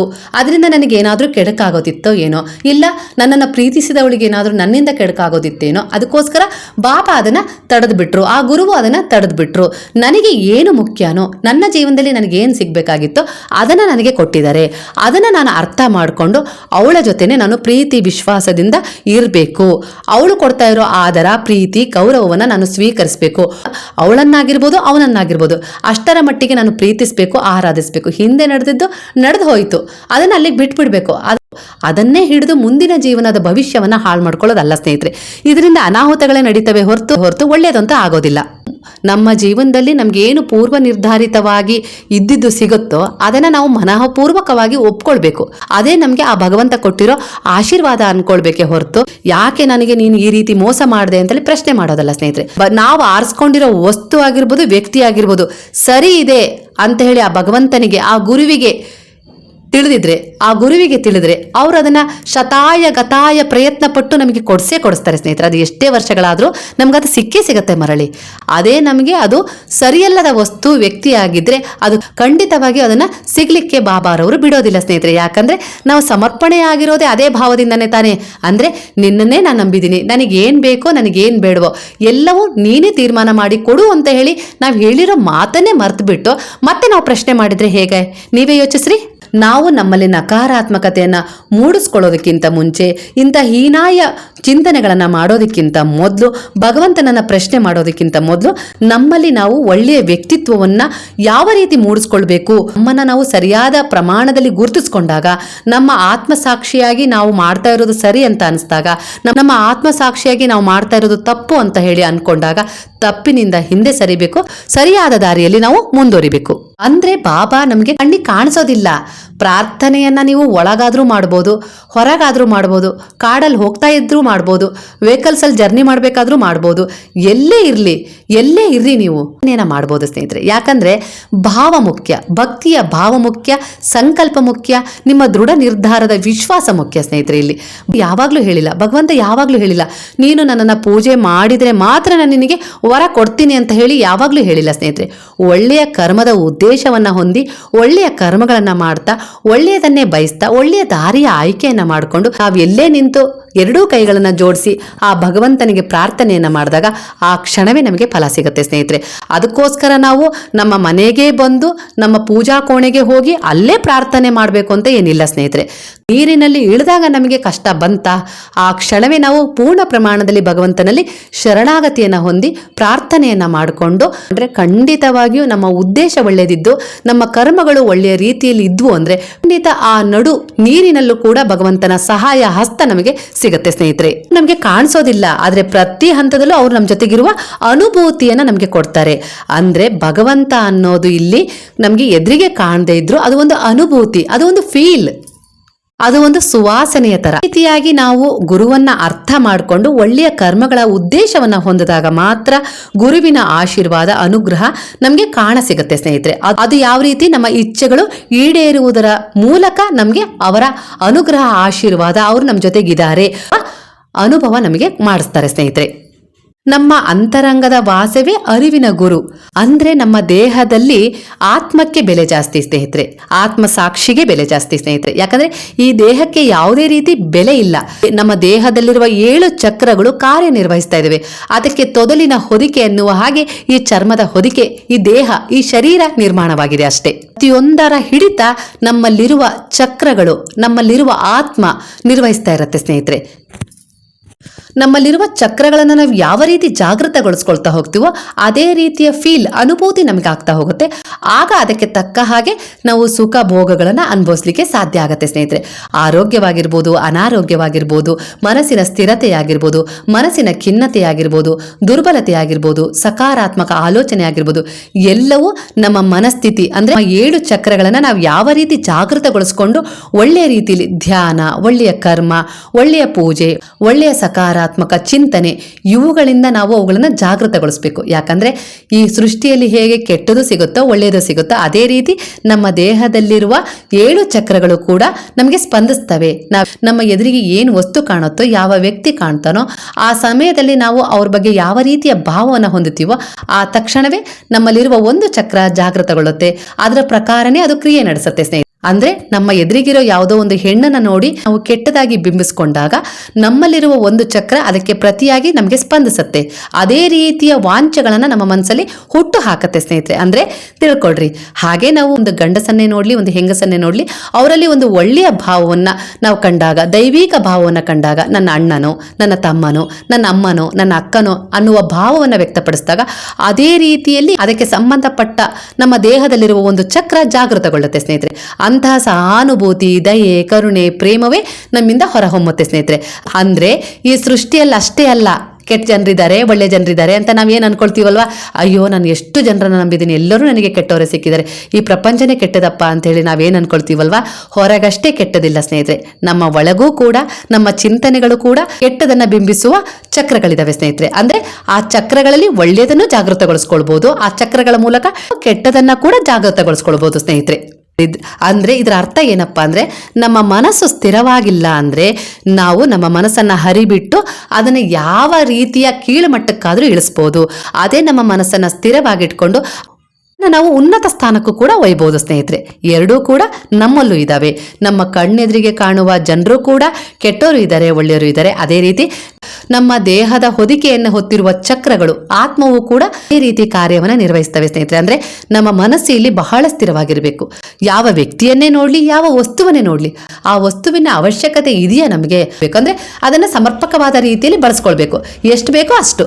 ಹಾಗೆ ಒಬ್ಬ ವ್ಯಕ್ತಿ ಕೂಡ ನಮ್ಮ ಎದುರಿಗೆ ನಿಂತಿದ್ದಾರೆ ಅಂದ್ರೆ ಅವರು ಕೂಡ ನಮ್ಮಿಂದ ಏನೋ ಬಯಸ್ಲಿಕ್ಕೆ ನಿಂತಿದ್ದಾರೆ ಅಂದ್ರೆ ಅವರಿಗೆ ನಾವು ಎಷ್ಟಾಗುತ್ತೋ ಅಷ್ಟು ಸಹಾಯವನ್ನ ಮಾಡಬೇಕೆ ಹೊರತು ಅವರಿಂದ ನಾವು ಯಾವುದೇ ರೀತಿಯ ಕೆಟ್ಟ ನಿರೀಕ್ಷೆಯನ್ನ ಇಟ್ಕೊಳ್ಬಾರ್ದು ಸ್ನೇಹಿತರೆ. ಇದು ತಪ್ಪಾಗತ್ತೆ. ಇದೇ ನಮ್ಮ ಕೆಟ್ಟ ಕರ್ಮಕ್ಕೆ ವೃದ್ಧಿ ಆಗತ್ತೆ. ವಿಡಿಯೋಗಳಲ್ಲಿ ಹೇಳಿದ್ದೇನೆ, ಭಗವಂತ ತುಂಬಾ ಜಾಣ. ಹೊರಗಿನ ಪ್ರಪಂಚಕ್ಕೆ ಕಲ್ಲಾಗಿ ಕೂತಿದ್ದಾರೆ, ಒಳಗೆ ಅವರು ಅಂತರಂಗದ ಕಣ್ಣುಗಳನ್ನ ತೆರೆದುಕೊಂಡೇ ಇರ್ತಾರೆ ಸ್ನೇಹಿತರೆ. ಹಾಗೆ ಸ್ನೇಹಿತರೆ, ಬಾಹ್ಯವಾಗಿ ನಮ್ಮ ದೇಹದ ಮೂಲಕ ನಾವು ಗುರುತಿಸ್ಕೊಂಡ್ರು ನಮ್ಮ ಆತ್ಮಕ್ಕೆ ಇಲ್ಲಿ ಬೆಲೆ ಜಾಸ್ತಿ. ಯಾಕೆ ಆತ್ಮ ಸಾಕ್ಷಿಯಿಂದಲೇ ನಮ್ಮ ಮನಸ್ಸಲ್ಲಿ ಆಲೋಚನೆಗಳನ್ನ ಮೂಡಿಸ್ಕೊಂಡು ನಾವು ಅದನ್ನ ಹೊರಸೂಸ್ತೀವಲ್ವಾ.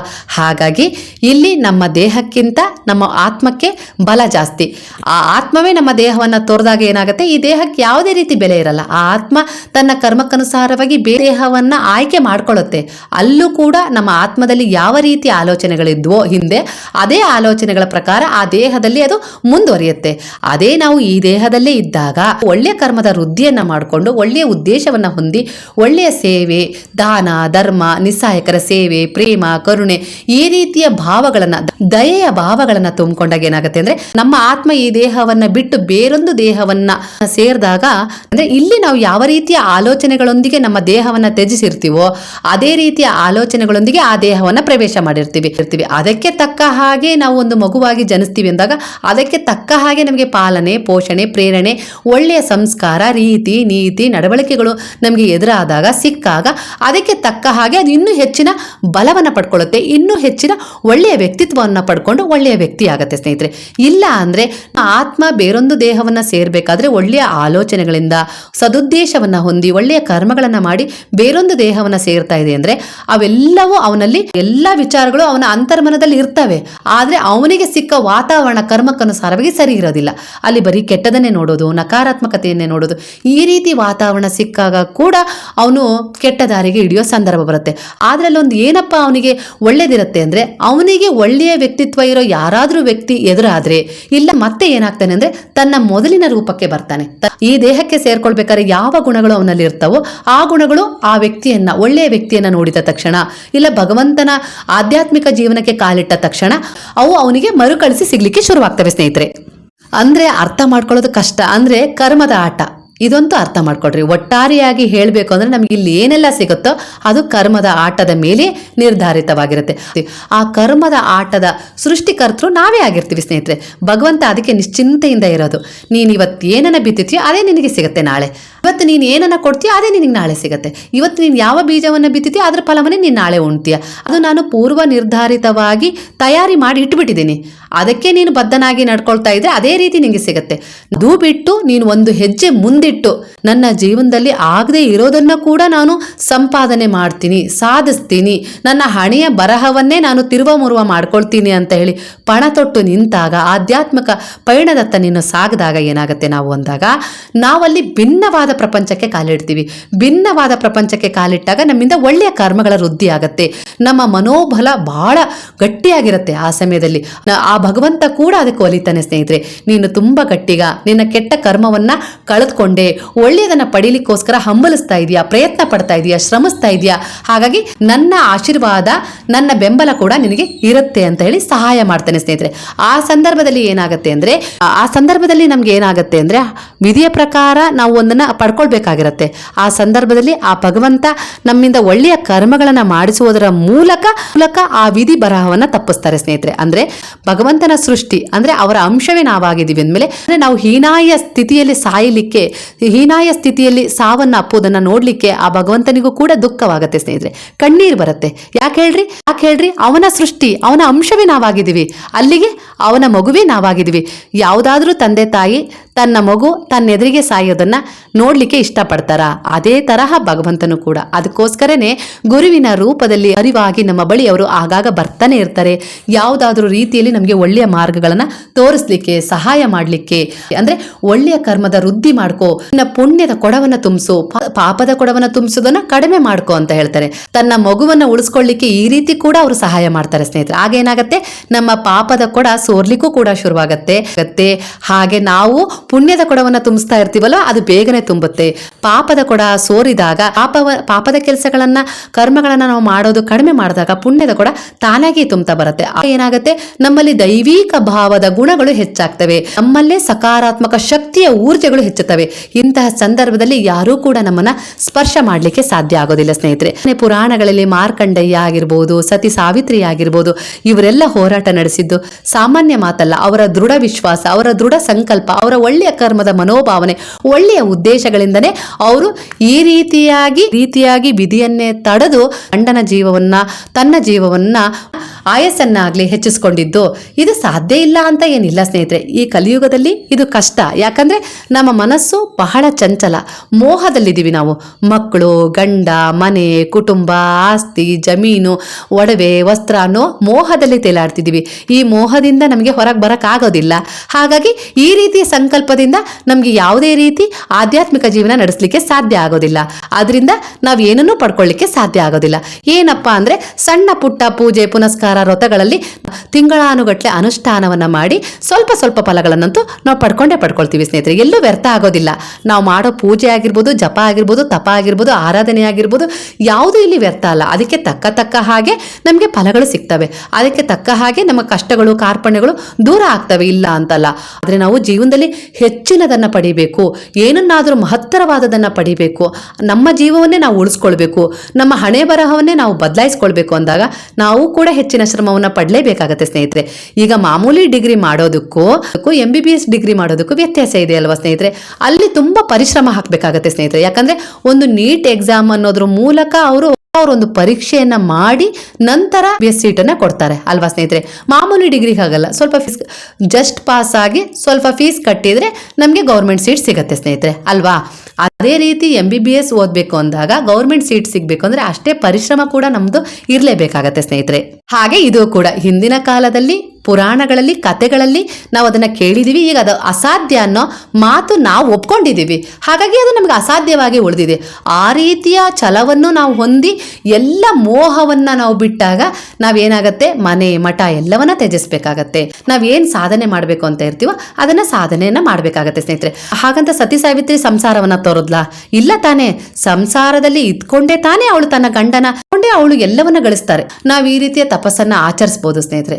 ಯಾವುದೇ ಕಾರಣಕ್ಕೂ ನಮ್ಮ ಮನಸ್ಸು ಮೋಹಭರಿತವಾಗಿರಬಾರ್ದು. ಅಂದರೆ ಯಾವ ಯಾವ ಸಮಯಕ್ಕೆ ನಾವು ಏನೇನೋ ಮಾಡ್ತಾ ಇದ್ದೀವೋ, ಏನೇನೋ ಪಡಿತಾ ಇದ್ದೀವೋ, ಏನೇನೋ ಕೊಡ್ತಾ ಇದ್ದೀವೋ ಅದನ್ನು ಒಂದು ಕರ್ತವ್ಯ ಅನ್ನೋ ರೀತಿಯಲ್ಲಿ ಮಾಡ್ತಾ ಹೋಗಬೇಕು. ಹಾಗೆ ಒಳಗಡೆಯಿಂದ ಅಂತರಂಗದ ಮೂಲಕ ನಾವು ಭಗವಂತನಲ್ಲಿ ಸಮರ್ಪಣೆಯಾಗಿ ಒಂದು ಅವಿನಾಭಾವ ಸಂಬಂಧದ ಮೂಲಕ ಅವರಲ್ಲಿ ಬೆಸೆದುಕೊಂಡು ಒಂದು ಒಳ್ಳೆಯ ವ್ಯಕ್ತಿತ್ವದ ಸಾಧನೆ, ಒಂದು ಒಳ್ಳೆಯ ವ್ಯಕ್ತಿತ್ವವನ್ನು ರೂಪುಗೊಳಿಸ್ಕೊಳ್ಳಿಕ್ಕೆ ನಾವು ಸಾಧನೆಯನ್ನು ಮಾಡಬೇಕಾಗತ್ತೆ ಸ್ನೇಹಿತರೆ. ಈ ಸೃಷ್ಟಿಯಲ್ಲಿರೋದೆಲ್ಲ ನನಗೆ ಬೇಕು, ನಾನೇ ಎಲ್ಲದರ ಒಡೆಯನಾಗಬೇಕು, ನನ್ನಿಂದಲೇ ಎಲ್ಲ ಅನ್ನುವ ಅಹಂಭಾವವನ್ನು ಬಿಡಬೇಕಾಗತ್ತೆ. ಸಿಕ್ಕಿದೆಯೋ ಅದರಲ್ಲಿ ನಾವು ತೃಪ್ತಿಯನ್ನು ಹೊಂದಬೇಕು. ಹಾಗೆ ನಾವು ಜೀವನದಲ್ಲಿ ಒಳ್ಳೆಯ ಕರ್ಮಗಳನ್ನು ಮಾಡ್ತಾ ಒಳ್ಳೆಯ ಉದ್ದೇಶಗಳನ್ನು ಹೊಂದುತ್ತಾ ನಾವು ಮುಂದುವರಿತಾ ಹೋದಾಗ ಆಧ್ಯಾತ್ಮಿಕ ಜೀವನದಲ್ಲಿ ಏನಾಗುತ್ತೆ ಅಂದರೆ ಭಗವಂತನೇ ನಮಗೆ ಬೇಡ ಅಂದ್ರೂ ಎಲ್ಲವನ್ನ ಕೊಡ್ತಾ ಬರ್ತಾರೆ ಸ್ನೇಹಿತರೆ. ನಾವು ಯಾವುದನ್ನ ಬಲವಂತವಾಗಿ ಪಡ್ಕೊಂಡಿರ್ತೀವೋ ಅದನ್ನು ನಾವು ಶಾಶ್ವತವಾಗಿ ಉಳಿಸ್ಕೊಳ್ಳಿಕ್ಕಂತೂ ಸಾಧ್ಯ ಇಲ್ಲ. ಅದು ಯಾವ ಸಮಯದಲ್ಲಾದರೂ ಯಾವ ರೀತಿಯಲ್ಲಾದರೂ ನಮ್ಮಿಂದ ದೂರ ಆಗತ್ತೆ ಸ್ನೇಹಿತರೆ. ಅದೇ ನಾವು ಒಳ್ಳೆಯ ಕರ್ಮಗಳನ್ನು ಮಾಡಿ ಒಳ್ಳೆಯ ಉದ್ದೇಶಗಳನ್ನು ಹೊಂದಿ ಒಳ್ಳೆಯ ದಾರಿಯಲ್ಲಿ ಸಾಗಿ ನಾವು ಏನನ್ನ ಗಳಿಸಿಟ್ಕೊಳ್ತೀವೋ, ಒಳ್ಳೆಯ ದಾರಿಯಲ್ಲಿ ನಾವು ಸಾಕ್ತಾ ಇರ್ತೀವೋ ಆ ಸಮಯದಲ್ಲಿ ಭಗವಂತ ಪ್ರಸನ್ನನಾಗಿ, ಆ ಗುರುವು ಪ್ರಸನ್ನನಾಗಿ ನಮಗೆ ಏನು ಕೊಡ್ತಾರಲ್ಲ ಅದು ಶಾಶ್ವತವಾಗಿ ನಮ್ಮ ಹತ್ರ ಉಳಿತಾ ಹೋಗುತ್ತೆ. ಬೇಕಾದ್ರೂ ಕೊಡ್ಬೋದು, ಆಯಸ್ಸನ್ನ ಬೇಕಾದ್ರೆ ಕೊಡ್ಬೋದು, ಸಂಪತ್ತನ್ನ ಬೇಕಾದ್ರೆ ಕೊಡ್ಬೋದು, ಮಕ್ಕಳನ್ನ ಬೇಕಾದ್ರೆ ಕೊಡ್ಬೋದು. ಯಾವ ರೀತಿಯ ಫಲದ ಅಪೇಕ್ಷೆಯೂ ನಾವಿಲ್ಲದೆ ಜೀವನದಲ್ಲಿ ಒಂದು ಒಳ್ಳೆಯ ರೀತಿಯಲ್ಲಿ ಕರ್ತವ್ಯವನ್ನು ಸಮರ್ಪಣಾ ಭಾವದಿಂದ ನಿರ್ವಹಿಸ್ತಾ ಹೋಗ್ತೀವೋ ಆಗ ತನ್ನಿಂದ ತಾನೇ ಅವರು ನಮಗೆ ಕೊಡ್ತಾ ಹೋಗ್ತಾರೆ ಸ್ನೇಹಿತರೆ. ಇದು ತುಂಬ ಕಷ್ಟ ಇಲ್ಲ ಅಂತ ಅಲ್ಲ. ನಾವು 1 ತಿಂಗಳ ಕಾಲ ಭಗವಂತನಿಗೆ ಒಂದು ಸೇವೆ ಮಾಡ್ತೀವಿ. ಯಾವ ರೀತಿ? ನಾಮ ಜಪ ಮಾಡೋದು, ಇಲ್ಲ ನಾಮ ಜಪವನ್ನು ಬರೆಯೋದು, ಧ್ಯಾನದ ರೂಪದಲ್ಲಿ ನಾವು ಮಾಡ್ತಾ ಇರ್ತೀವಿ. ಇಲ್ಲ ಅಂದರೆ ಬಾಬಾರವರ 9 ಗುರುವಾರಗಳ ವ್ರತ ಮಾಡ್ತೀವಿ, ಇಲ್ಲ ಇನ್ಯಾವುದೇ ವ್ರತವನ್ನು ಮಾಡ್ತಾ ಇದ್ದೀವಿ. ಅಂದರೆ ಆ ಸಮಯದಲ್ಲಿ ನಾವು ಅಷ್ಟೇ ಸಮರ್ಪಕವಾದ ರೀತಿಯಲ್ಲಿ ಸಮರ್ಪಣೆ ಆಗಿರ್ತೀವಿ ಗೊತ್ತಾ. ಯಾವುದೇ ರೀತಿ ಕೆಟ್ಟ ಮಾತಾಡೋದಿಲ್ಲ, ಯಾವುದೇ ರೀತಿ ಕೆಟ್ಟ ಕೆಲಸವನ್ನು ಮಾಡೋದಿಲ್ಲ, ಯಾವುದೇ ರೀತಿ ಕೆಟ್ಟ ಉದ್ದೇಶಗಳನ್ನು ಹೊಂದಿರೋದಿಲ್ಲ. ಯಾಕೆ ಹೇಳ್ರಿ? ನಾನು ವ್ರತವನ್ನು ಮಾಡ್ತಾ ಇದ್ದೀನಿ, ಈ ಪೂಜೆಯನ್ನು ಮಾಡ್ತಾ ಇದ್ದೀನಿ, ಈ ಸಂಕಲ್ಪದಲ್ಲಿ ನಾನು ಇದ್ದೀನಿ, ಹಾಗಾಗಿ ನನ್ನಿಂದ ಯಾವುದೇ ರೀತಿ ಕೆಟ್ಟ ಕೆಲಸಗಳು ಆಗಬಾರ್ದು ಅನ್ನುವ ಮುನ್ನೆಚ್ಚರಿಕೆಯನ್ನು ನಾವು ವಹಿಸಿಕೊಂಡಿರ್ತೀವಿ. ಆ ಸಮಯದಲ್ಲಿ 1 ತಿಂಗಳ ಕಾಲ ನಾವು ಯಾವುದೇ ರೀತಿ ಪಾಪದ ಕೃತ್ಯಗಳನ್ನು ಮಾಡಿರೋದಿಲ್ಲ. ಇದರಿಂದಲೇ ಸ್ನೇಹಿತರೆ ನಾವು ಮಾಡುವ ಪೂಜೆಗೆ ಫಲ ಸಿಕ್ಕಿರುತ್ತೆ. ತಿಂಗಳ ಕಾಲ ಸಮರ್ಪಣೆಯನ್ನು ಹೊಂದಿ ನಾವು ಮಾಡಿದ ಪೂಜೆಗೆ ವ್ರತಕ್ಕೆ ಫಲ ಸಿಕ್ಕಿದೆ ಅಂದಮೇಲೆ, ನಮ್ಮ ಇಚ್ಛೆ ಈಡೇರಿದೆ ಅಂದಮೇಲೆ ಜೀವನ ಪೂರ್ತಿ ಈ ರೀತಿಯ ಸಂಕಲ್ಪವನ್ನು ನಾವು ಮಾಡಿದ್ರೆ ನಮ್ಮ ಜೀವನದಲ್ಲಿ ಏನೆಲ್ಲ ಸಿಗುತ್ತೆ ಯೋಚಿಸ್ರಿ. ನನ್ನ ಕೈಲಾದಷ್ಟು ಮಟ್ಟಿಗೆ ಕರ್ಮ ಅಂದರೆ ಏನು ಅಂತೇಳಿ ನಿಮಗೆ ಅರ್ಥ ಮಾಡಿಸುವ ಪ್ರಯತ್ನವನ್ನು ನಾನು ಮಾಡಿದ್ದೀನಿ ಸ್ನೇಹಿತರೆ. ಅಂದರೆ ಇದರ ಉದ್ದೇಶ ಏನಪ್ಪಾ ಅಂದರೆ, ಕರ್ಮದ ಹಿಂದಿನ ಮರ್ಮ ಏನಪ್ಪಾ ಅಂದರೆ, ಒಳ್ಳೆಯ ಕರ್ಮ, ಒಳ್ಳೆಯ ಉದ್ದೇಶ, ಒಳ್ಳೆಯ ದಾರಿಯ ಆಯ್ಕೆಯನ್ನು ಮಾಡಿಕೊಂಡು ನಾವು ಸಾಗಿದಾಗ ಮಾತ್ರ ಅದಕ್ಕೆ ತಕ್ಕ ಹಾಗೆ ನಾವು ಬೇಡದೇ ಇದ್ರೂ ಆ ಭಗವಂತ ನಮಗೆ ಎಲ್ಲವನ್ನ ಹಂತ ಹಂತವಾಗಿ ಕರುಣಿಸ್ತಾರೆ. ಅದೇ ನಾವು ಉದ್ದೇಶಪೂರ್ವಕವಾಗಿ ಏನನ್ನಾದರೂ ಪಡಿಬೇಕು ಅನ್ನೋ ಹಂಬಲದಿಂದ ಒಬ್ಬರಿಗೆ ಕೆಟ್ಟದನ್ನು ಮಾಡ್ತಾ ಇದೀವಿ, ಕೆಟ್ಟದನ್ನು ಬಯಸ್ತಾ ಇದೀವಿ, ಮೋಸ ಮಾಡ್ತಾ ಇದೀವಿ, ವಂಚನೆ ಮಾಡ್ತಾ ಇದೀವಿ ಅಂದಾಗ ಭಗವಂತ ನಮ್ಮ ಜೊತೆಗೆ ಯಾವುದೇ ಕಾರಣಕ್ಕೂ ನಿಲ್ಲೋದು ಇಲ್ಲ, ನಮಗೆ ಯಾವುದೇ ರೀತಿ ಸಹಾಯವನ್ನು ಮಾಡೋದಿಲ್ಲ ಸ್ನೇಹಿತರೆ. ನಾವು ವಂಚನೆಯಿಂದ ಆ ವಸ್ತುಗಳನ್ನ ಪಡ್ಕೊಳ್ಬಹುದು, ಆ ವ್ಯಕ್ತಿಯನ್ನು ಪಡ್ಕೊಳ್ಬಹುದು, ಆದರೆ ಅದು ನಮ್ಮ ಜೊತೆಗೆ ಶಾಶ್ವತವಾಗಿ ನಿಲ್ಲೋದಿಲ್ಲ. ಒಂದಲ್ಲ ಒಂದು ರೀತಿಯಲ್ಲಿ ಅದು ಕಳೆದು ಹೋಗುತ್ತೆ. ಅದ್ರ ಜೊತೆಗೆ ಕೆಟ್ಟ ಕರ್ಮದ ಹಣೆ ಪಟ್ಟಿ ಕೂಡ ನಮಗೆ ಸಿಗತ್ತೆ, ಸಂಚಿತ ಕರ್ಮದ ಹೆಸರಲ್ಲಿ ಸ್ನೇಹಿತರೆ. ಅದನ್ನ ನಾವು ಮತ್ತೆ ಪುನರಪಿ ಜನನಂ ಪುನರಪಿ ಮರಣಂ ಅನ್ನುವ ರೀತಿಯಲ್ಲಿ ಮತ್ತೆ ಭೋಗಿಸ್ತಾನೇ ಸಾಗಬೇಕು ಸ್ನೇಹಿತರೆ. ಅಲ್ಲಿಗೆ ನಾವೆಲ್ಲರೂ ತಿಳ್ಕೊಳ್ಬೇಕಾಗಿರೋ ವಿಚಾರ ಏನಪ್ಪಾ ಅಂದ್ರೆ, ಆದಷ್ಟು ನಾವು ಮೋಹಕ್ಕೆ ಒಳಗಾಗದೆ, ಯಾವುದೇ ರೀತಿಯ ಆಸೆಗಳಿಗೆ ಬಲಿಯಾಗದೆ, ನಾವು ನಮ್ಮ ಜೀವನದಲ್ಲಿ ಒಳ್ಳೆಯ ಕರ್ಮಗಳನ್ನು ಆಚರಿಸ್ತಾ, ಒಳ್ಳೆಯ ಧರ್ಮದ ಪರಿಪಾಲನೆಯನ್ನು ಮಾಡ್ತಾ, ಪ್ರಾಣಿ ಪಕ್ಷಿಗಳಿಗೆ ಆಗಿರ್ಬೋದು, ನಿಸ್ಸಹಾಯಕರಿಗೆ ಆಗಿರ್ಬೋದು, ಸೇವೆ, ದಾನ, ಧರ್ಮ, ದಯೆ, ಕರುಣೆ, ಪ್ರೇಮವನ್ನು ಹಂಚುತ್ತಾ ಜೀವನದಲ್ಲಿ ನಾವು ಸಾಗಬೇಕು. ಜೀವನದಲ್ಲಿ ನಾವು ಒಳ್ಳೆಯ ಮಾರ್ಗದಲ್ಲಿ ನಾವು ಸಾಕ್ತಾ ಹೋದಾಗ ನಮ್ಮ ಜೊತೆ ಯಾರಿರ್ತಾರೆ? ಆ ಭಗವಂತನೇ ಇರ್ತಾನೆ, ಆ ಗುರುವೇ ಇರ್ತಾರೆ. ನಮ್ಮ ಹಿಂದೆ ಯಾರಿರ್ತಾರೆ? ನೆರಳಿನಂತೆ ಆ ಭಗವಂತನ ಶ್ರೀರಕ್ಷೆ ಇರುತ್ತೆ. ನಮ್ಮ ಮುಂದೆ ಯಾರಿರ್ತಾರೆ? ನಮ್ಮ ಮಾರ್ಗದರ್ಶನ ಮಾಡಲಿಕ್ಕೆ. ನಾವು ಸಾಕ್ತಾ ಇರೋ ಮಾರ್ಗದಲ್ಲಿ ಯಾವುದೇ ರೀತಿಯ ಅಡೆತಡೆಗಳಾಗಿರ್ಬೋದು, ಕಲ್ಲು ಮುಳ್ಳುಗಳಾಗಿರ್ಬೋದು, ಶತ್ರುಗಳಾಗಿರ್ಬೋದು, ಯಾವುದೇ ರೀತಿಯ ತೊಂದರೆಗಳಾಗಿರ್ಬೋದು, ಅವೆಲ್ಲವನ್ನ ನಿವಾರಣೆ ಮಾಡುವ ಗುರುವೇ ನಮ್ಮ ಎದುರಿಗೆ ಸಾಕ್ತಾ ಇರ್ತಾರೆ, ಮಾರ್ಗದರ್ಶನ ಮಾಡ್ತಾ.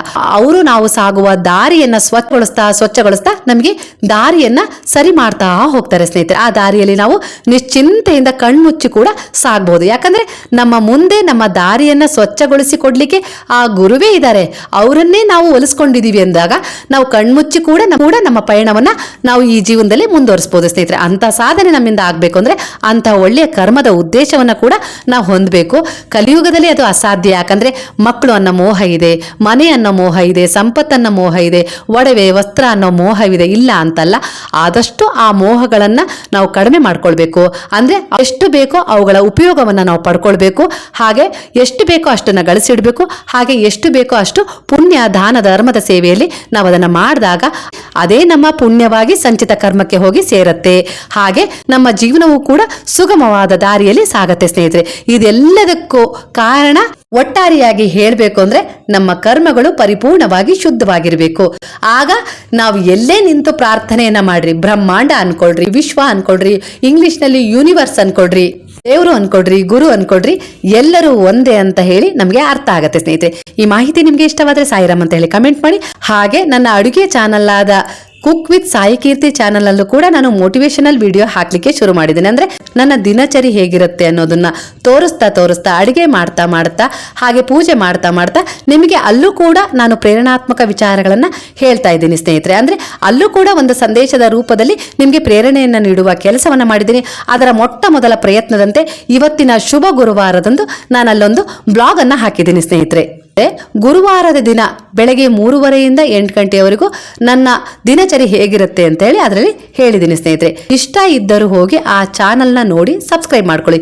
ಇದರಿಂದ ಕೂಡ ನಿಮ್ಗೆ ಜೀವನದಲ್ಲಿ ಏನಾದ್ರೂ ಉಪಯುಕ್ತ ಮಾಹಿತಿ ಸಿಕ್ಕಿದ್ದೆ ಆದ್ರೆ, ಅದ್ರ ಒಳ್ಳೆಯ ವಿಚಾರ ಸಿಕ್ತು ಅಂದ್ರೆ ನನ್ನ ಜೀವನಕ್ಕೆ ಎಲ್ಲೋ ಒಂದು ಸಣ್ಣ ಮಟ್ಟಿಗೆ ಸಾರ್ಥಕತೆ ಸಿಕ್ತು ಅಂತ ಹೇಳಿ ನಾನು ಅನ್ಕೊಳ್ತೀನಿ ಸ್ನೇಹಿತರೆ. ಆದ್ರೆ ನೀವೆಲ್ಲ ನನ್ನ ಅಡುಗೆ ಚಾನಲ್ ಆದ cook with Sai Keerthi channel ಅನ್ನ ಒಮ್ಮೆ ನೋಡ್ರಿ. ಹಾಗೆ ಹೊಸ ಪ್ರಯತ್ನ ಹೇಗಿದೆ ಅಂತ ಹೇಳಿ ಕಮೆಂಟ್ ಮಾಡಿ ತಿಳಿಸಿ ಸ್ನೇಹಿತರೆ. ಆದ್ರೆ ಈಗ ಎಲ್ಲರೂ ಸೇರಿ ಹೇಳೋಣವಾ? ಹರೇ ರಾಮ ರಾಮ ರಾಮ ಹರೇ ಹರೇ, ಹರೇ ಕೃಷ್ಣ ಕೃಷ್ಣ ಕೃಷ್ಣ ಹರೇ ಹರೇ, ಹರೇ ಸಾಯಿ ಸಾಯಿ ಹರೇ ಹರೇ, ಹರೇ ಬಾಬಾ ಬಾಬಾ ಬಾಬಾ ಹರೇ ಹರೇ, ಹರೇ ದತ್ತ ದತ್ತ ಹರೇ ಹರೇ.